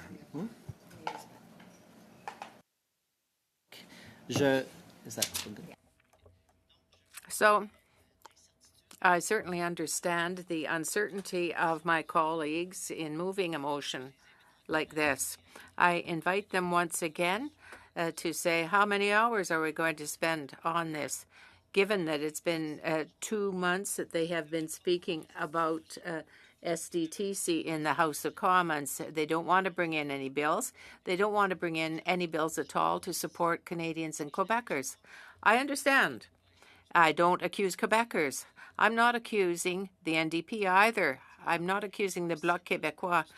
But they are obsessed with, the Conservatives opposite are obsessed with filibustering in the House. They are not respecting the will of the committee, which wants to find the truth. The committee seeks the truth. There have been 16 meetings, 36 witnesses, and I know that the Auditor General is going to be presenting another report. You'll be introducing another report. I think it's next week. And this evening, as a committee, in the evening at that time, we will have a briefing from the Auditor General as a committee. But I'm holding my hand out in hope to the members of the opposition by saying we're not necessarily against Minister Champagne perhaps coming here as a witness. We're not necessarily against the last time Madame Zoe came here. And Chair, you said that there is a witness who has not had the chance to testify, Ms. Leah Lawrence, because of certain reasons. I don't know if it would be possible for her to appear, but I think that we amongst ourselves are quite able to agree upon coming witnesses in view of the fact that the Auditor General is soon going to be tabling another report in the House. So at this point, what I would move a motion to adjourn the debate. I have a motion to adjourn the debate. If the clerk could call the roll call, please, and then, unless I stand to be corrected, we will get back to Mr. Noseworthy and wrap that up. So, clerk, depending on the vote, of course, yes. Pardon Ms. me. Bradford. Yes.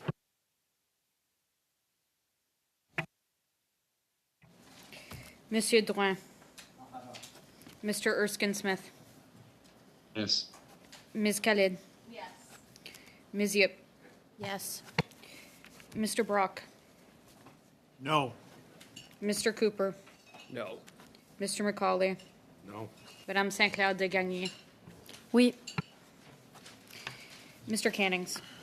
Yes. 7 yeas, 3 nays.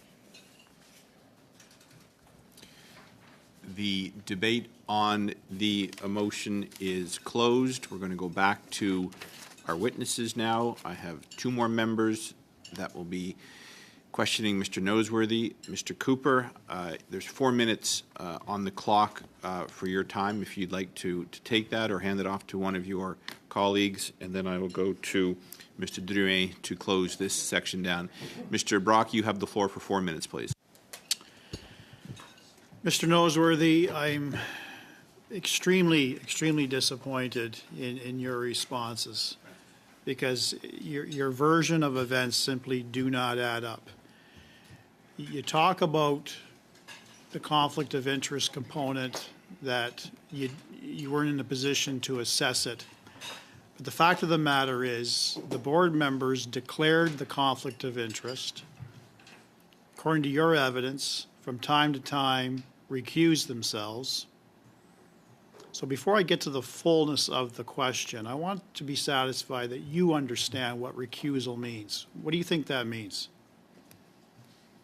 Recusal, sir, is that I saw the individuals depart the room and not participate in any further discussion. Right. So the evidence is very, very clear, as revealed in the Auditor General's report, that while you were in attendance at the majority, if not all, of the board meetings. Conflicts of interest were declared. Sometimes people had left.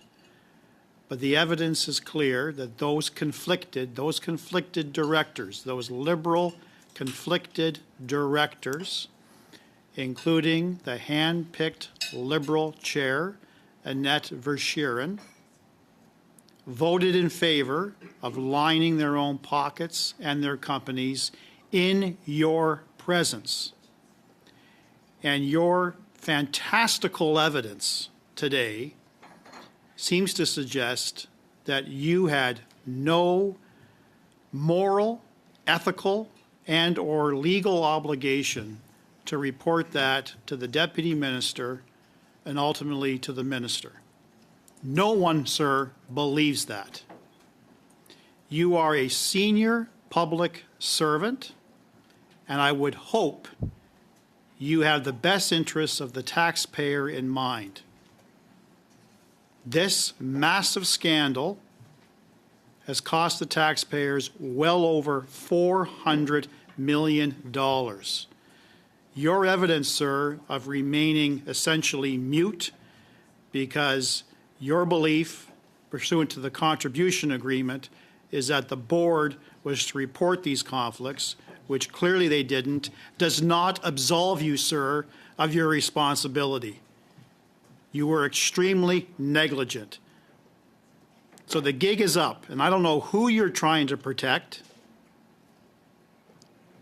but do you have anything to say about your lack of respect for the Canadian taxpayer, sir? Mr. Chair, when I saw potential conflicts of interest, I saw people recuse themselves, and I saw nothing to report. On your last occasion, sir, you lied. You claimed that Annette Verschuren at all times conducted herself completely appropriately. That is an absolute lie. In the words of Annette Verschuren herself, after she was outed by the Auditor General, by the Ethics Commissioner, she was found guilty by not recusing herself, by not leaving the boardroom in your presence. Why did you lie to us? I do not recall that circumstance. You do not recall the circumstance. How convenient. You have a problem with your memory generally or just specifically when you're asked tough questions? I'm not sure that is an appropriate answer to that question. Because you're caught in a lie. Mr. Brock, that is your time. I'm now going to go to Mr. Drouin for 5 minutes, please. Thank you, Mr. Chair, and I certainly appreciate Mr. Brock's intervention, and I certainly wouldn't make any accusation before we conclude this report, and I think that's the important. This is where I was getting from in the debating of the previous motion, is that we need to ensure that, yes, we do get to the bottom of the truth, but let's conclude this report so we can make recommendations to the House. Mr. Norsworthy, I'm just going to ask how often, on your, we know what your role was, but how often did you meet with SDTC? Was it every board meeting, and how often would that happen?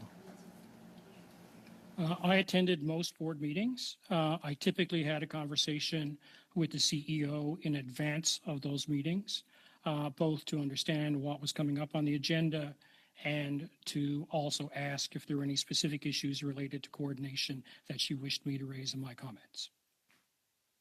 Fair enough. But how often would these meetings happen? Was it like once a week, twice a week, once a month, once every quarter? My memory, sir. My apologies, Chair. My memory, Chair, is that meetings happened roughly monthly, but I do not have minutes of the meetings and I can't recall specifically. That information would be readily available.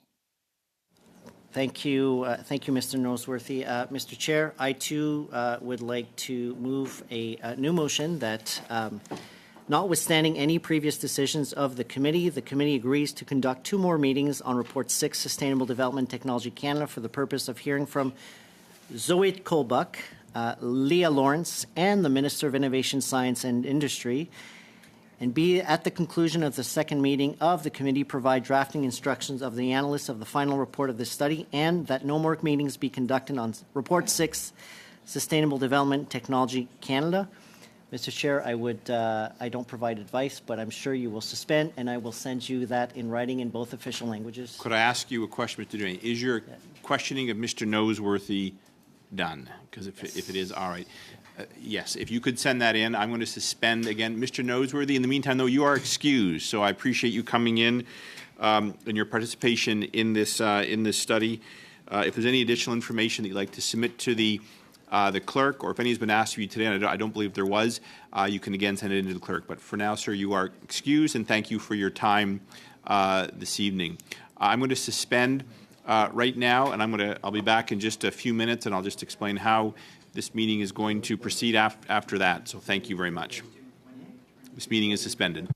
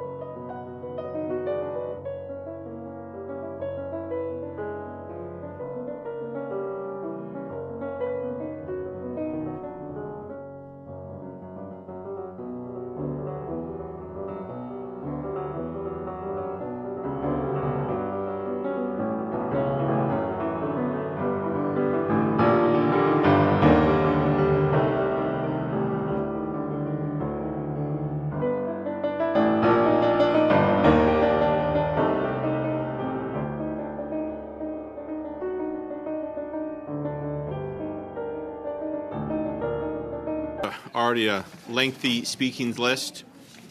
I'll begin with Mr. Nader on the motion that has been distributed to members. So.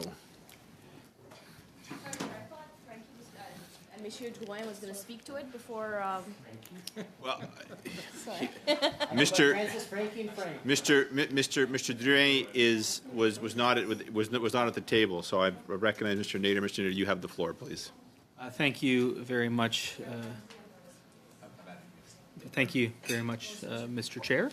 I appreciate the opportunity to share a few thoughts on this guillotine motion from the Liberal Party, and that is exactly what this is. It's a guillotine motion, a term that's often used in Westminster for the shutting down of debate, shutting down of the opportunity to study something, and that is exactly what this guillotine motion does.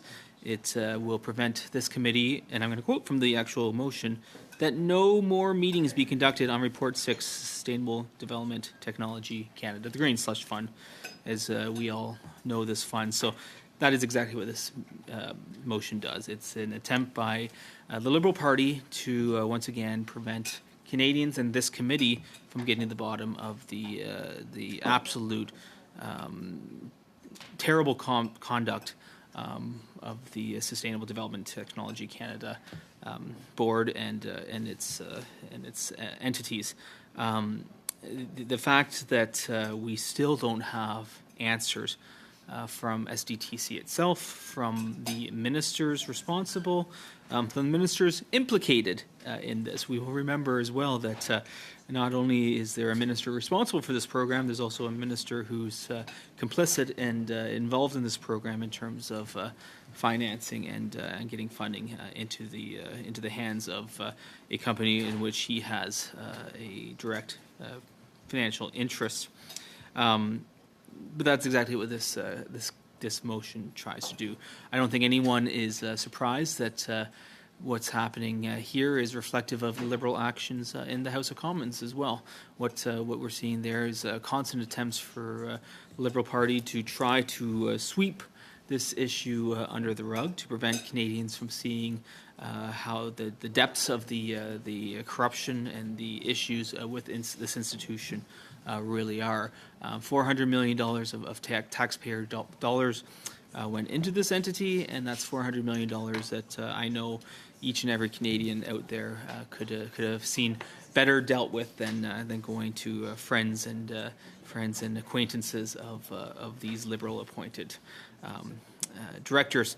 I don't think it's lost on anyone as well that when we did have former Liberal Minister Baines here at this committee twice on this matter, we still failed to get actual answers on how this was being undertaken. It's ridiculous, absolutely ridiculous, and I would be remiss if I didn't point out as well, and I can only say so much because we can't talk about what happened in camera, but I can talk about the fact that this committee did go in camera earlier this week, so that Canadians would be prevented from seeing the actual debate on a previous version of this debate. So it's rather convenient for the Liberal Party that they wish. How convenient for the Liberal Party that they're preventing. I know I'm being heckled by Ms. Khalid, but I don't think she should be one who's talking about in-camera meetings, given concerns that have been raised in the past.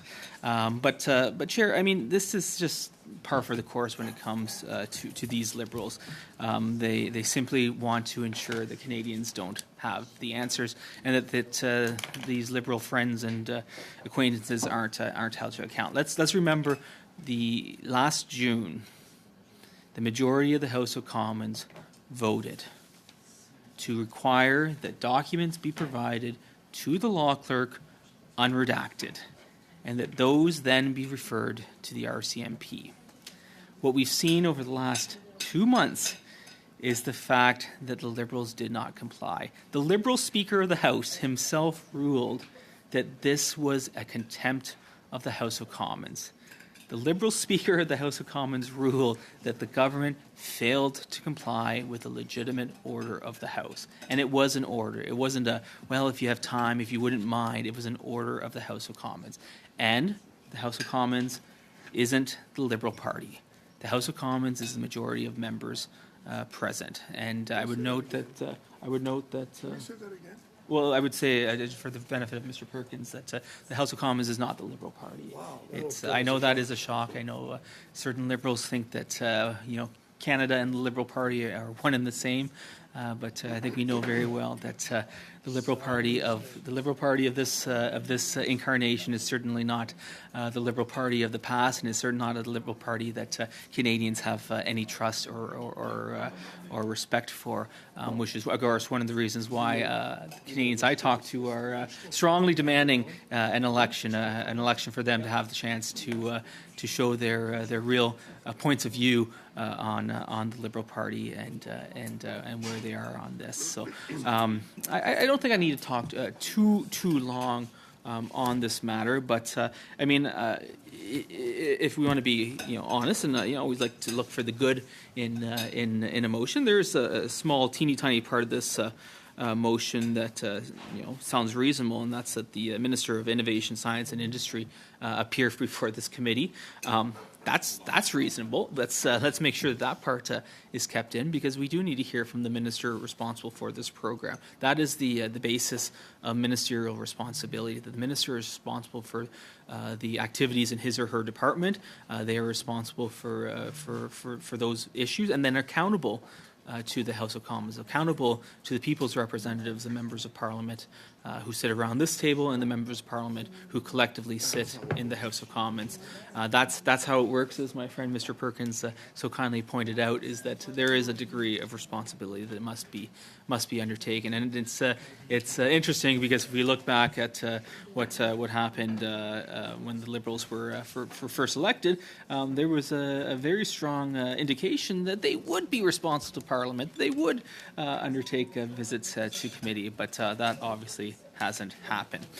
So I would offer a simple amendment to this motion, and I think it ought to be accepted because it is reasonable, and I would move that the motion be amended by deleting parts B and C. And I can pause there. Thank you. I'm just going to suspend for 1 second.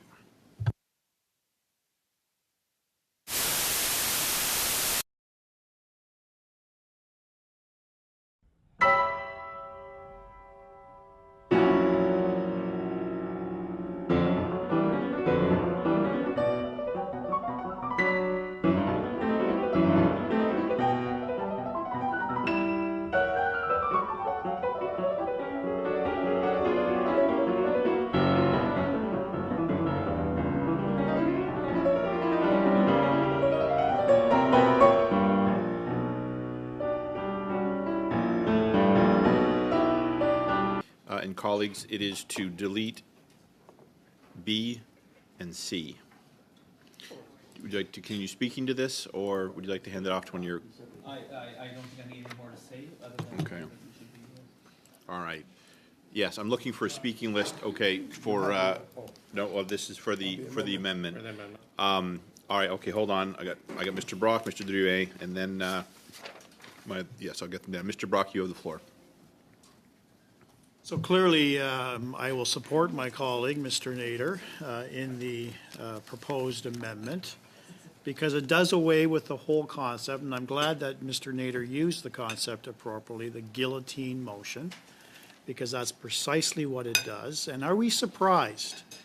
Should Canadians be surprised that yet another scandal to rock the Justin Trudeau government after 9 years of abject failure of delivering results, broken promise after broken promise, promises of transparency, accountability, responsibility, completely out the window, and actions by my colleague, Monsieur Drouin, in just shutting this completely down and not calling all the bad actors.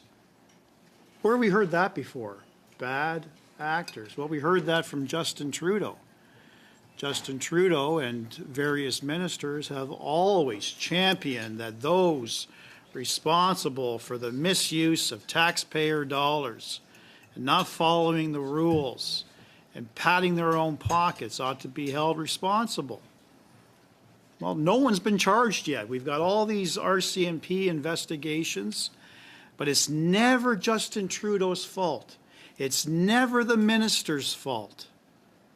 Minister Champagne, I'm glad to hear that Minister Champagne is part of the Liberals' motion, certainly still part of our amendment to the motion, because he has got a significant amount of answering to do. He's been accused not once but up to 3 times publicly in the press by whistleblower number 1, witness number 1, who has testified here on a couple of occasions. I apologize if my math is wrong. I'm not a sitting member of PACP, but I have participated from time to time over the last year and a half since this scandal's been percolating. And he publicly called out Champagne for lying to committee. Right. That is a serious, serious allegation that warrants a full investigation by this committee. Potential not only civil but criminal consequences if it's proven to be accurate, that he deliberately misled committee. The evidence, according to the whistleblower, is that he took concrete active steps to soften or water down the initial RCGT report, that he lied to Canadians both inside and outside the House, that he didn't know about the full extent of the shenanigans going on at this Green Slush Fund until September, when the evidence proves as early as June of the same year he was briefed by the Deputy Minister. We have Assistant Deputy Minister McConaughey here in the committee room, and although he did his best to distance himself from his taped conversation with the whistleblower, you know, in my old career, we used to always rely on the best evidence. The best evidence rule is a rule that not only is maintained in both civil, but it's also maintained in criminal proceedings. And you don't get much better evidence than a taped conversation. And the conversation wasn't softened, it wasn't speculative. He claims he was set up, which is complete garbage. That in of itself is an absolute lie. His true, unvarnished thoughts were laid bare. How completely disgusted, how disgusted he was at the shenanigans going on at this $1 billion slush fund, $1 billion of taxpayer funds, when we've got families struggling to feed themselves, struggling to house themselves, struggling to clothe themselves, lining up at food banks. Point of order, Mr. Speaker. Yes, Mr. I Dewey. hear the enthusiasm of Mr. Brock, and I hope he's going to support us on a GST All holiday right. because he wants to provide relief to families. Mr. Dewey, I appreciate it. Thank you. All right, Mr. Brock. Point of order. Point of order, your mouth was full. I'm going to call your mom. Mr. Brock, you have the floor. Thank you, Mr. Chair. And I know if I were to poll all the members at this table, I think we would probably be unanimous that probably all of us have toured and visited, if not heard from our local executive directors of our food banks.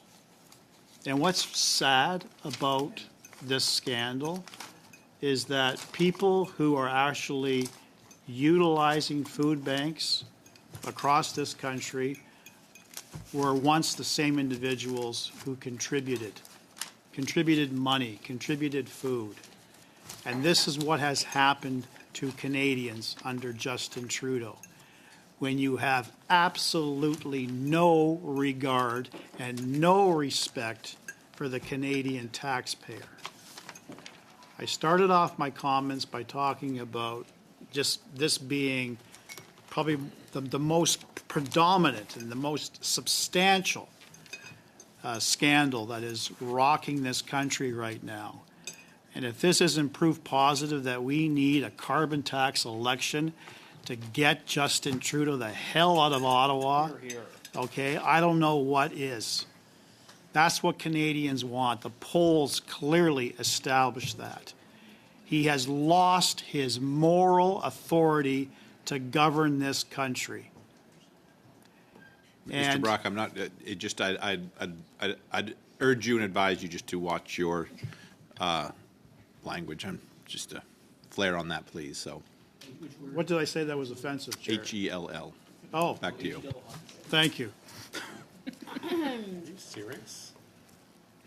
Thank you, Mr. Chair. I'll reflect on my language.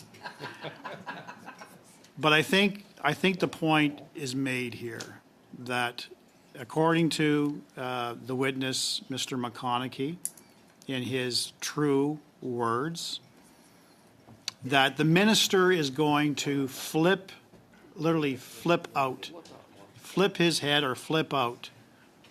And he probably did.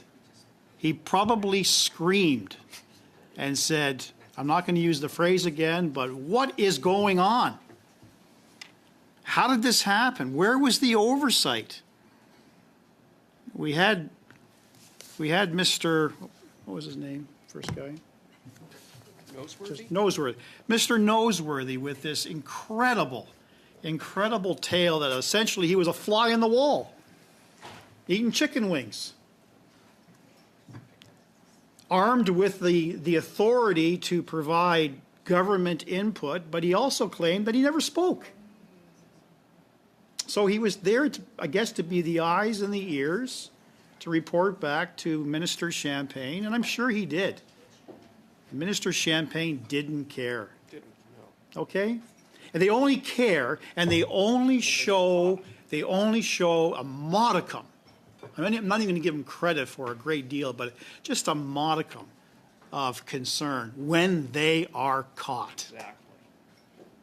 And that really has been the hallmark of this Justin Trudeau government. And that really is pathetic. Because I thought, as many Canadians did in 2015, that he would be true to his word of being accountable and transparent and responsible, particularly responsible to the taxpayer. How much more do Canadians have to put up with this absolute failure of a government, the deep rot, the corruption, and the cover-up, the denial, the deflection of responsibility? There was a point in time in this country, under previous Liberal administrations, when there really was a Liberal Party of Canada, not the Justin Trudeau Party of Canada, but the Liberal Party of Canada, where ministers believed in accountability. It's been the case with Conservative governments. Ministers taking responsibility, ministers resigning voluntarily. Not to the point, case in point, $12 orange juice. Randy Boissonneau. Minister Randy Boissonneau, okay, who just doubled down, tripled down, did whatever he could to give out this illusion that there was some other Randy when there was just an abundance of evidence to prove the opposite. And it wasn't until various strong Indigenous and First Nation leaders across this country and organizations started to call out their repulsiveness of fake Randy claiming Indigenous and Métis status, that the Prime Minister and the PMO and Katie Telford put the wheels in motion and came to this miraculous Just one second, mutual Mr. Brock, understanding. I have a point of order. Yes. Relevance, I thought we were doing STDC. Oh, we are, and I'm getting to it, Ms. Yip. I'm just getting started. Mr. Brock, back to you. Yeah. Came to this miraculous mutual understanding that he had to step down. But the day before, less than 24 hours prior to that, Prime Minister outside the country was fully supportive. fully supportive of Randy Boissonneau, whose integrity and character and reputation has been shoved down the toilet, proverbial toilet.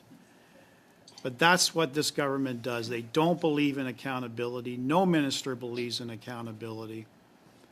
And that's why we definitely need to hear from Minister Guilbeault, because as I've raised this issue numerous times in the House and at committee, just the potential, whether it's real, whether it's potential, a potential influence, a potential benefit.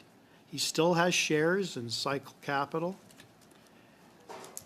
To have a minister conduct himself in that fashion and advise Cycle Capital for as long as he did, maintain the shares, and knowing full well that Cycle Capital breached significant ethical rules and stealing taxpayer money, essentially, by funneling it into their coffers, that benefits Minister Guilbeault. So he has got a lot of questions to answer. No small surprise that he is denying a willingness and an invitation to attend committee, so that's why we're going to have to bring an appropriate motion. That's where I thought there was value and there was merit in Mr. Cooper's original motion, that this ought to be reported to the House. This behavior needs to be reported to the House, as I'm now reporting it to Canadians who are watching this. And this will be shared because they are accountable to Canadians. They may think that they're accountable to themselves or beholden to themselves or beholden to Justin Trudeau, but we are all servants of the people. We are here because constituents in our riding place their trust in us. And when you breach that trust and you show disrespect, not only to your constituents, but to taxpayers, there has to be consequences. And those consequences start with answering allegations and making them available for us to pursue an investigation. So at that point, I'm prepared, sir. Oh, just 1 second, Mr. Brock. I'm just getting some feedback from someone online. If everyone could make sure their microphones are muted, please. It's the one I can see, but we're hearing something. Mr. Brock? I cede the floor at this time. Thank you, Chair. Oh, all right. Thank you very much. So I'm going to go to a few things. Just to remind members that when an amendment is put forward to a motion, and I checked with the clerk on this, I do begin a second list, which is already half dozen members. And I can put you on it as well, Madame Sinclair. I am just going to send a first flare up that I'm going to shortly excuse our next witness. Well, I didn't. I have a very long list here, Ms. Khalid, and unfortunately, I must hear from all members. So I will come back on that point shortly. In the meantime, Mr. Drouin, you have the floor, please. And then I have Mr. Drouin, Mr. Perkins, Mr. McCauley, Mr. Cooper, Ms. Khalid, and then on the original list, I have another half dozen people, of which you're on that as well, as is Mr. Perkins. Mr. Drouin, you have the floor. Chair, I've heard a former Crown prosecutor just discuss and make some fake linkages to evidence, but I've also heard Frank Caputo make the same arguments, and no wonder we have so many criminals out on bail. If it's the same arguments they were making back then when they were Crown prosecutors and making those same arguments in front of a judge. And this is what we're facing, is a kangaroo court. One has to wonder, how many more witnesses do they want? Or is this a fundraising exercise? And I remember the honourable member, and I do respect him, but the honourable member talked about corruption and whatnot.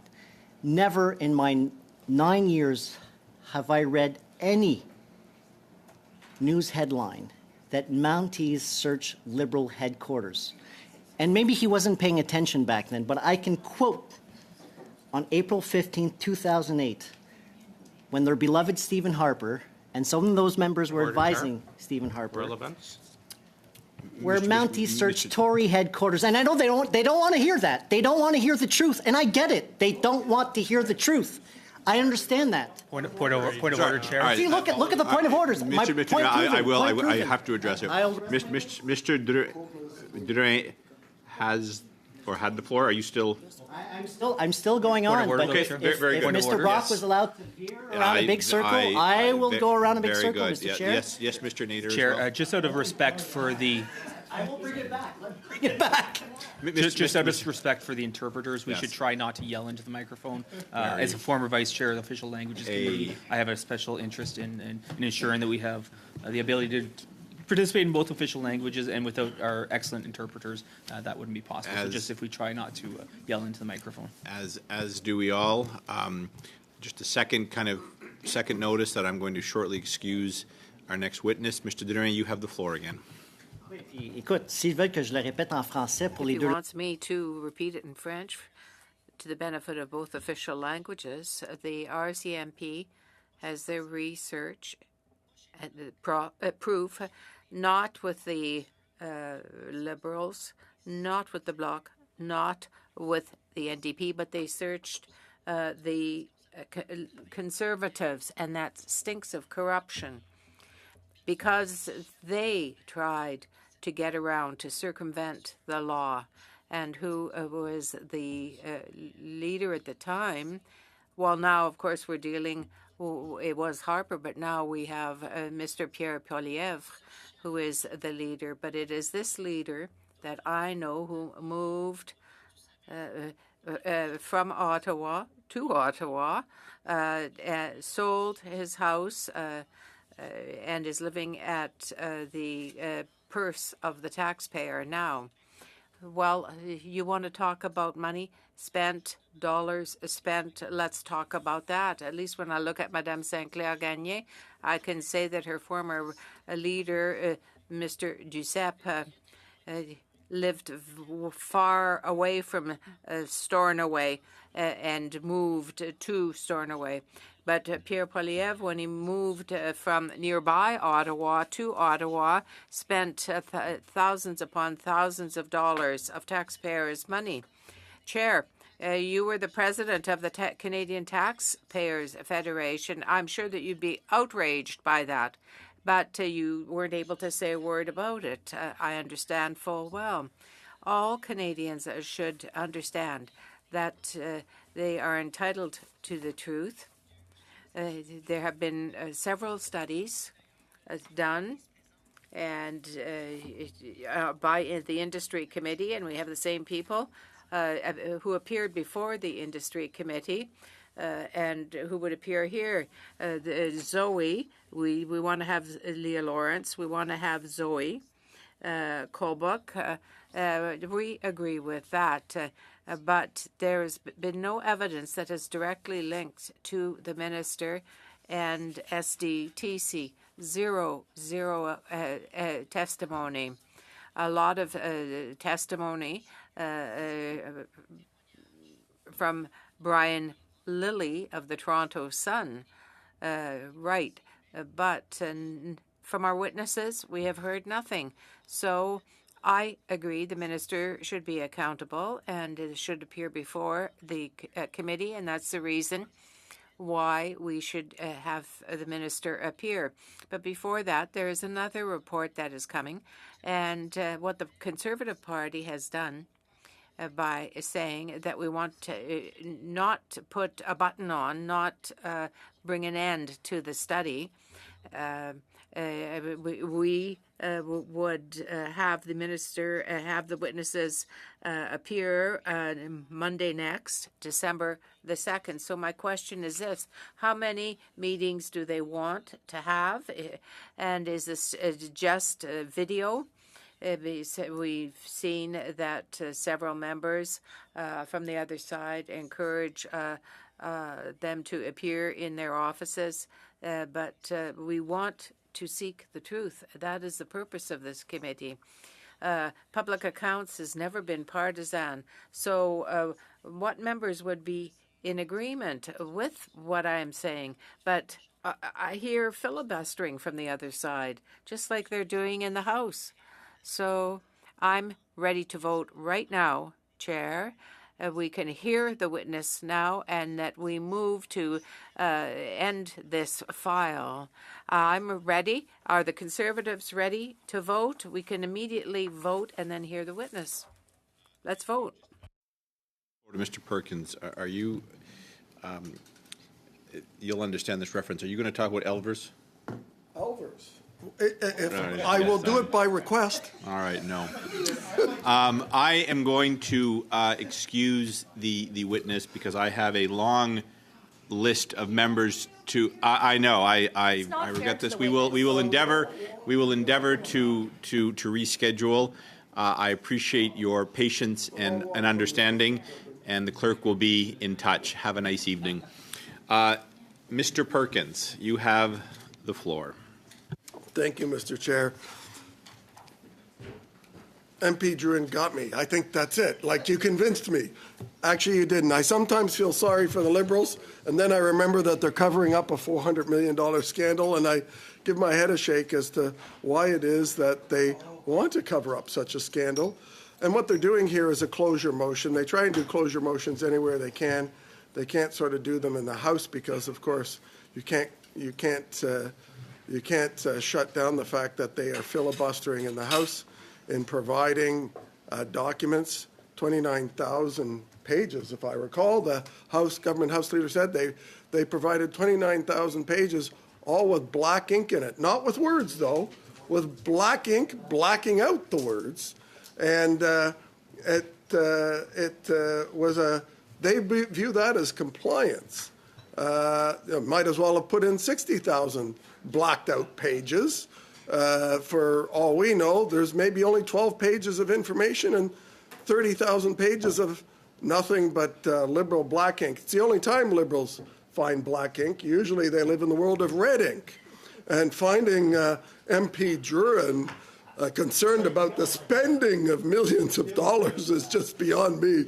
That a government who has spent more money than all other governments combined in debt would actually be concerned about expenditures of dollars. So let's talk about the red ink and how they spend our money, our taxpayer money, your taxpayer money. So this organization, which had a legitimate role called SDTC, of helping pre-commercialized companies in the green space. That means, it's fairly experimental stuff. And getting some money from the government then allowed those companies to leverage others. It's sort of like the good housekeeping seal of approval. If the government of Canada's arm said this is a company worth taking a risk on, even though they haven't proven their technology or they haven't driven any revenue, then that allowed them to get a lot more money from other sources, other government departments, as we know, because the recently disgraced chair of SDTC used the staff as her own business development agency for her own personal business interests. We've had lots of testimony on that from employees. But the agency was doing this work, and it had a chair who's very well known to most Canadians, a fellow who changed the world. His name is Jim Bosili. Our chair here as well changes the world every day with his excellent work in New Brunswick Southwest. But I'm really referring to Jim Bosili, the co-founder of BlackBerry, who was brought in to fix a lot of the administrative issues that existed. And he hired a new president, and they cleaned it up. But guess what happened? Jim Bosili actually didn't think the government was doing a very good job. Now, this is from testimony of the former CEO of SDTC. He thought the government wasn't doing a good job on what's called the surveillance economy. Big tech companies. Google, you might have heard of some of them. Meta, Facebook. They were using your data in ways without your permission. They were doing major data breaches of your personal information.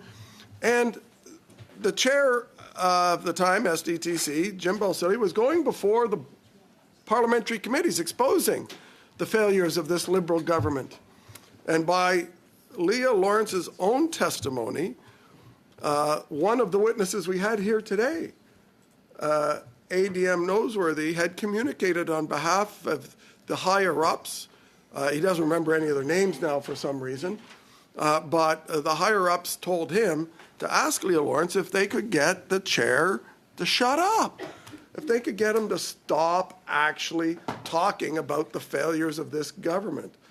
You know, after all, he's a governor or council appointee to chair this board, getting no pay, and the multi-billionaire Jim obviously needed this job because he had no other income, I guess, and that they, with their pressure, should say, you should value that job more than your freedom to expose the government on their failures. But yet, guess what? Jim didn't stop. And so according to the CEO, Leah Lawrence, it was communicated by Mr. Noseworthy, who again forgets the contents of these calls.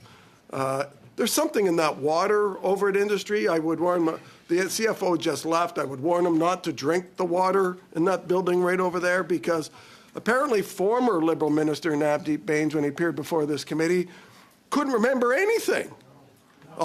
He couldn't remember anything. I know I made 100 appointments. I appointed 6 people to this board out of my 100. I told them to appoint her to the board, Ms. Visharan, even though she had conflicts of interest. But gee, I don't remember that. I do remember that I was in charge of industry department. He did remember that, and he did remember that he was in charge of reducing Canadian cell phone bills. He did remember that, but he left government to go work for the most expensive cell phone company in the world, Rogers. So he forgot what his responsibility was in government and said, I'm going to get on the gravy train. Anyway, he appeared before this committee, couldn't remember anything.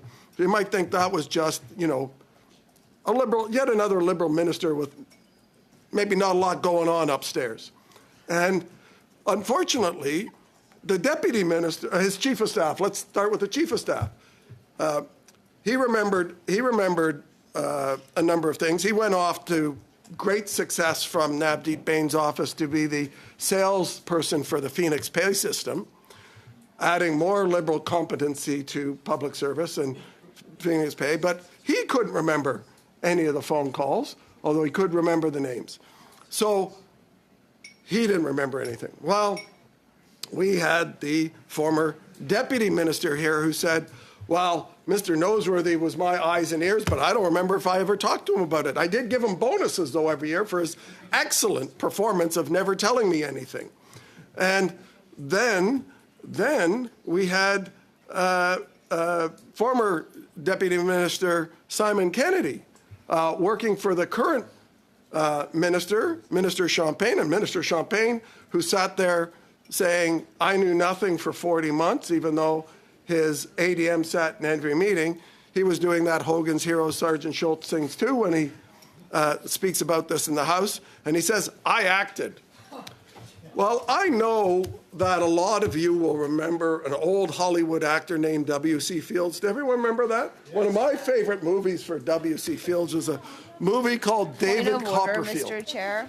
David Copperfield. And that actor on his deathbed, Pardon me. Sorry, Mr. Perkins, I did not hear the point of order. Yes, Ms. Khalid. I'm just questioning the relevance on this. I'm not sure how this It's about pertains the to the forgetfulness of motion. liberals, and you'll find out right now. You could pull it back my in. sincerest apologies, Chair, on the forgetfulness. I'm just not as old as Mr. Perkins is, so I just don't know what he's referring to at all. Thank you. Rounded and educated as me Mr. either, Perkins, but that's just obvious 1 as well. second. Ms. Khalid, please don't encourage him. We put him on a timer, a word counter in Atlantic Caucus. Mr. Perkins, if you can swerve back, please, to the point. Thank you. W.C. Fields was on his deathbed, and he was a known atheist. Just like the minister said he was on top of things, he was a known atheist. But one of his friends walked into the room and found him reading the Bible, and he said, Bill, why are you reading the Bible? And he said, well, you know, I'm looking for loopholes. So he had a deathbed conversion to the fact that there might actually be something after. So here's how that compares to Minister Champagne. Minister Champagne's 40 months in the job with an ADM in every meeting and a deputy minister who's also about as connected to what's going on as his department as Mr. Newbley, Mr. Baines, and everybody else. This is the warning of that water over there, because they all seem to forget things. Mr. Newbley remembered Annette Visharen's and Mr. Noseworthy's resumes back to grade 6, but he couldn't remember any meetings on this for some reason. They're all, by the way, most of them are former employees now that must have something to do with the Green Slush Fund. But Minister Champagne said he didn't know anything. He didn't know anything. Just like Minister Baines, just like Deputy Minister Newbley, just like Sergeant Schultz and Holgan's Hires, just like apparently most of the Liberal caucus. They don't know anything about this. They don't know anything about it. They've sat through hours of testimony, yet their ears are closed. And I know why they're closed, and we'll come to that. But Minister Champagne says, oh, I acted. Well, let's see what he acted. We were about to have a witness here that met for 3 months and 30 hours of taped conversations with the whistleblower. And we're expected to believe that at no time did anyone know that that was going on in the deputy minister or the minister's office. And of course, that's what they're going to claim. They didn't know anything, just like Mr. Noseworthy, just like Minister Newbley, just like Minister Baines, who can't remember whether he got on a private jet or not. He has to actually have somebody hold a sign up at the Ottawa airport saying, I've got a car here for you with his name on it, just in case he forgets that he has a corporate limo picking him up from Rogers. So Minister Champagne says he acted. 30 hours of meetings taped, and he does nothing. And after six months of frustration of whistleblower number one, 6 months waiting. Oh, I'm sure they're earnest like me over at Industry. I'm sure the minister's just as concerned as I am about the loss of $400 million. Nothing. Dead air. Absolutely nothing. So he goes to the Globe and Mail, and all of a sudden the minister goes, oh, look, I just discovered this. I better hire somebody to come in and look at it. So this was going on for 6, 7, 8 months where his department was being briefed, where he had ADMs in every bloody meeting, where 82% of the things that happened in the meeting were conflicted, where there were so many STTC directors leaving the room, recusing themselves, that Noseworthy was getting windburn because they were leaving, where they were having trouble holding quorum in the board meetings. There were so few directors that could actually vote on anything. So, but apparently, as MP Cooper said, Mr. Noseworthy was busy eating chicken fingers as all of these folks were going in and out of the room. But he didn't see anything. He didn't see anything. You know, deniability, right? Or as the cover you knew what. We have another word for it in Atlantic Canada, that A word. But for some reason, he wants to be the fall guy because everybody points to Noseworthy. He was in the room, and it must be his fault. Let's point at this guy. So what is all this that happened that people sat there? You had 9 directors named. Now, the government claims they did this. Well, no. The actual first letter raising this went from our incredibly diligent ethics critic. It's funny, they don't have an ethics minister over there for any reason in the government, but we have an ethics critic, and I got to tell you, he's a pretty busy fella. And MP Barrett wrote a letter early on in this to the ethics committee, wrote to the Auditor General. This is how this stuff came about. It wasn't because Minister Champagne actually said, call in the Auditor General. No, he said, call in an accounting firm to do a sort of, maybe not a forensic audit, but let's see if there's some governance issues there, and let's have a report, and we'll get a draft, and then we'll alter it, and then we'll bury it and hope that nobody asks for it. And then you'd stand up in the House and say, I'll take no lessons from anyone, including the whistleblower who was telling me for 6 months that there was a problem. I'll take no lessons from him in the fact that I'm not in charge of my department. I'll take no lessons from him that I'm not on top of the game. I'll take no lessons from him that the fact is that I never read a contract I ever signed, even though I'm a corporate lawyer. I signed contracts, says the minister, to give us all these battery contracts, 26 pages, and he admits in committee he never read it. boy, oh boy, I'm sure he advised all his clients when he was a corporate lawyer that they should sign contracts without reading them, especially when they're spending $15 billion of taxpayer money. That's the care with which this minister gives to the taxpayer dollar as he flies around the world in first class, hobnobbing with people, handing out big checks, and then running around to the next one, all at your expense. Let's not forget the big check he handed out to Northvolt, which has just declared bankruptcy. That's the diligence that this minister puts on things. He's a failure. He's a failure because he doesn't care about the taxpayer dollar that's under him, and he's shown it not only by this, but by other things. These directors that Navdeep Bains put in, and Navdeep Bains, you know what he claimed? I never called anybody that wasn't on a list from the Privy Council office.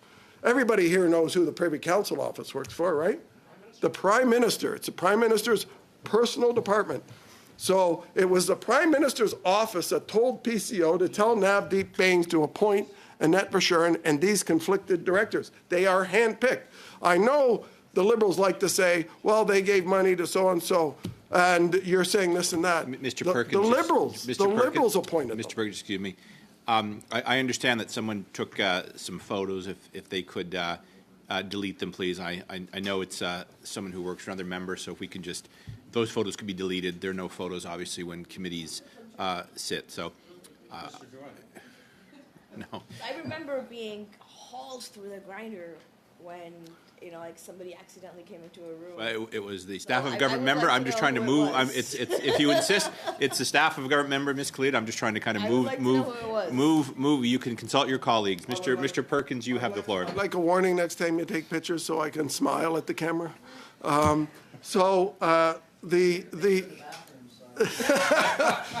Listen. That's dangerous for a Liberal. We've seen that don't show go there. So here we have a minister. Here we have a minister that, like all his predecessors, claims he knew nothing. Claims he knew nothing as the Prime Minister's hand-picked directors put on this board, then went and funneled money to their own companies. Now I know there are members around this table that question the issue of Minister Guilbeault's involvement. Why would we ever want to have Minister Guilbeault's involvement in this, right? Like, come on, guys. Like, I don't know if you haven't been listening, but the ethics reports that we all file require disclosure, even ministers.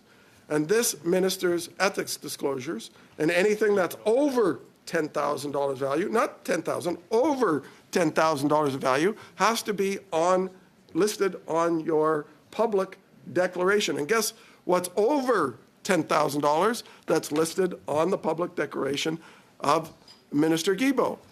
Shares in Cycle Capital. Now, the reason this is important is because we had the founder and CEO here of Cycle Capital, who was Minister Guilbeault's boss for 10 years before he got elected.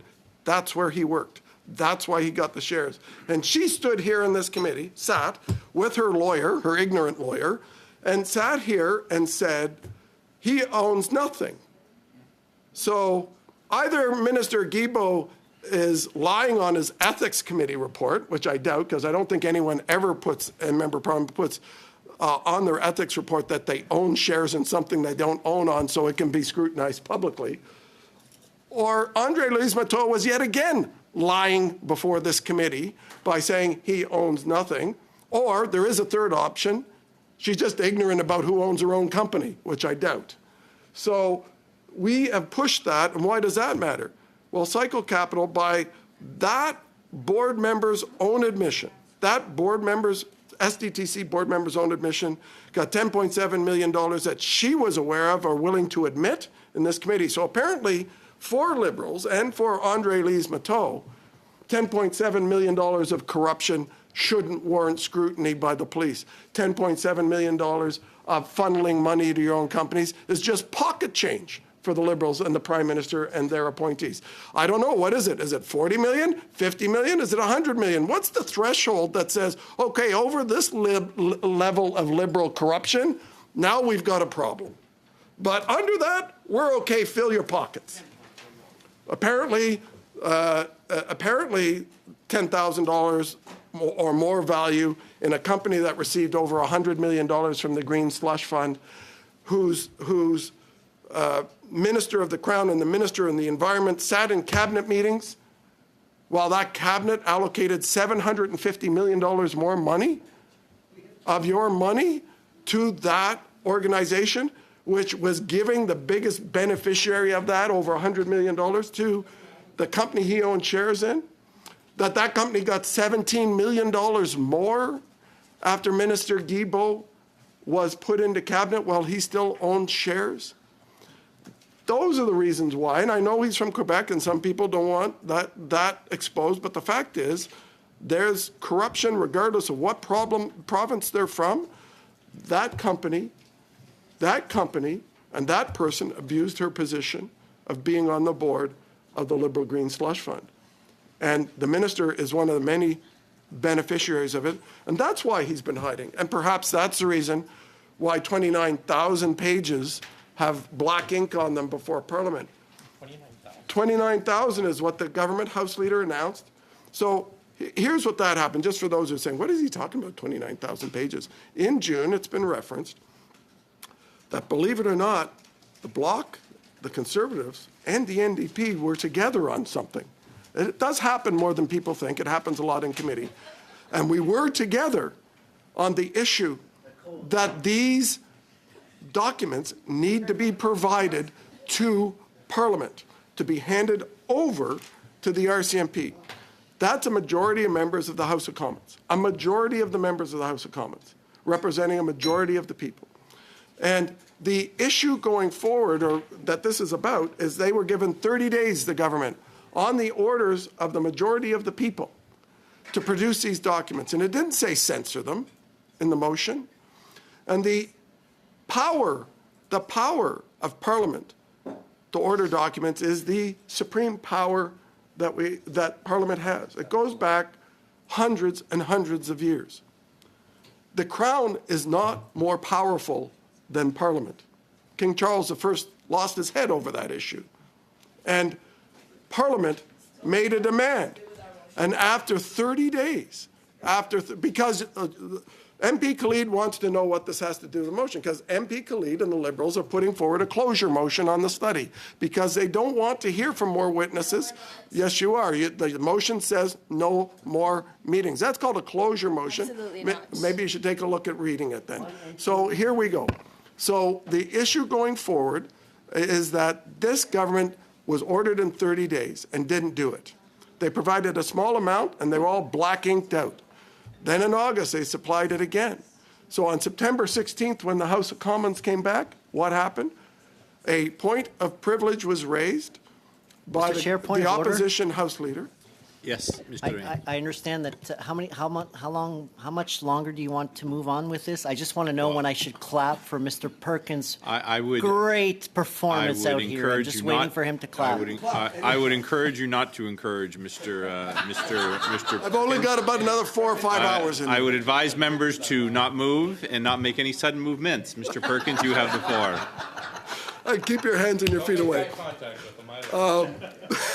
Yes, you can do that kind of golf clap, the slow clap. You can speed it up too if you like. So September 16th, the opposition House Leader raised a point of privilege, which was supported by both the Bloc and the NDP. And guess what? On September 26th happened. Mr. Perkins, I think you mean point of order. There's really no point of order. Indeed. It is. I am seeking clarity as to how long we have resources for in this room today. I just wanted to bring a change of clothes then in that case.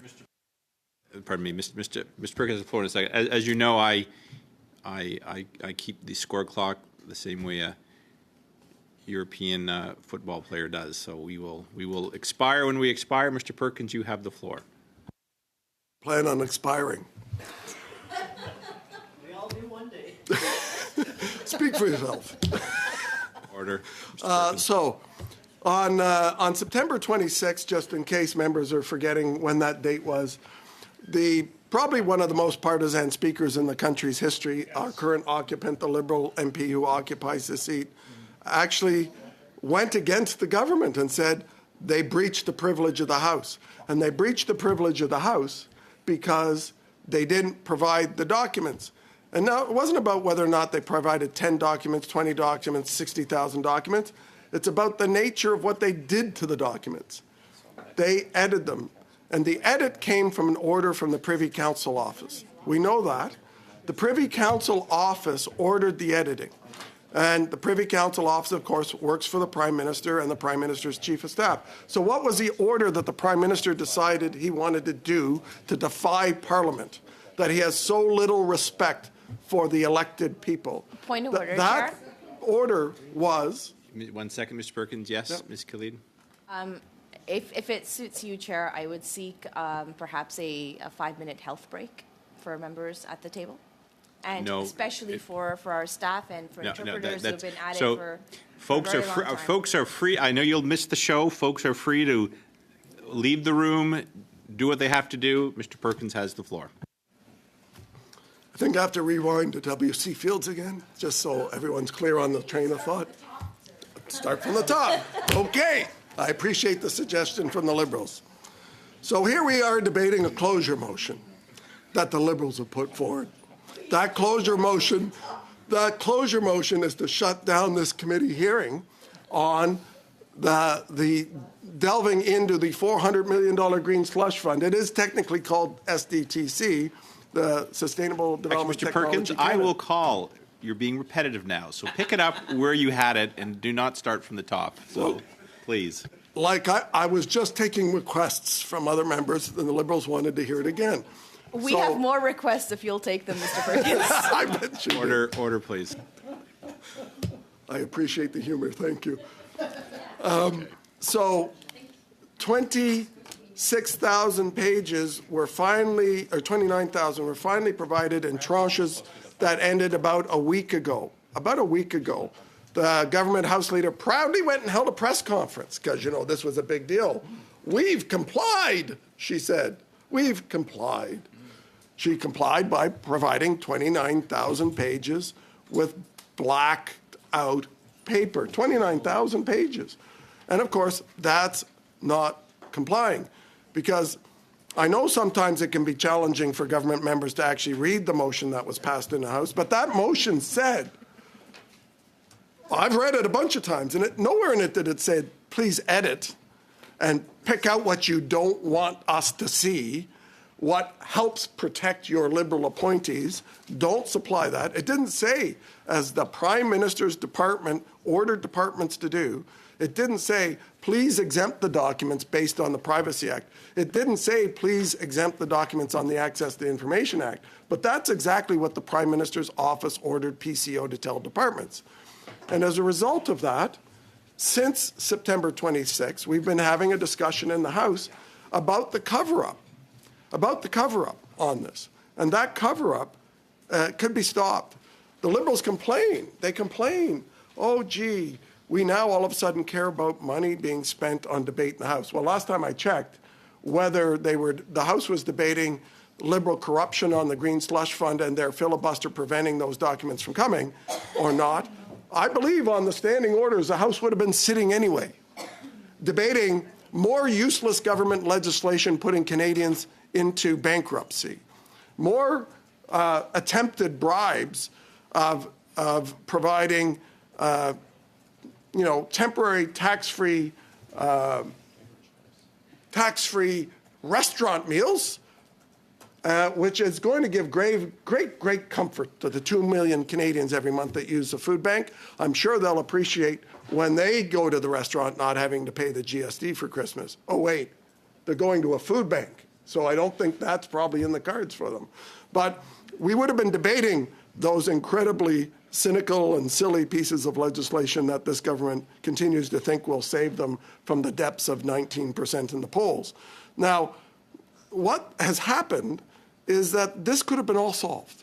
We wouldn't probably even be here having these discussions if the government had just listened to democracy and actually produced the documents. You know, there was I think a Liberal Prime Minister that these folks seem to admire. I don't admire him as much as the Liberals do, but Prime Minister Chrétien, but at least he thought financial responsibility and financial and balanced budgets were of some value, unlike the red ink Liberals. So he had numerous scandals too, because you wouldn't be a Liberal government if you didn't have pretty significant Liberal scandals. And there was this one called the sponsorship scandal. Anyway, there was demand for all these documents too. And you know what he did? Does anyone know what Prime Minister Chrétien did? A Liberal. He turned them over to the police. No. Yeah, when he was asked, he turned them over to the police. That's obstruction. He turned them over. And you know what? He didn't redact them. He didn't redact them. He said, sure, if something and somebody did something wrong, they should pay for it. But apparently this version of Liberals, under the ethically challenged Prime Minister, who himself has been convicted twice of ethic breaches. Just 1 sec, Mr. Perkins. I have a point of order.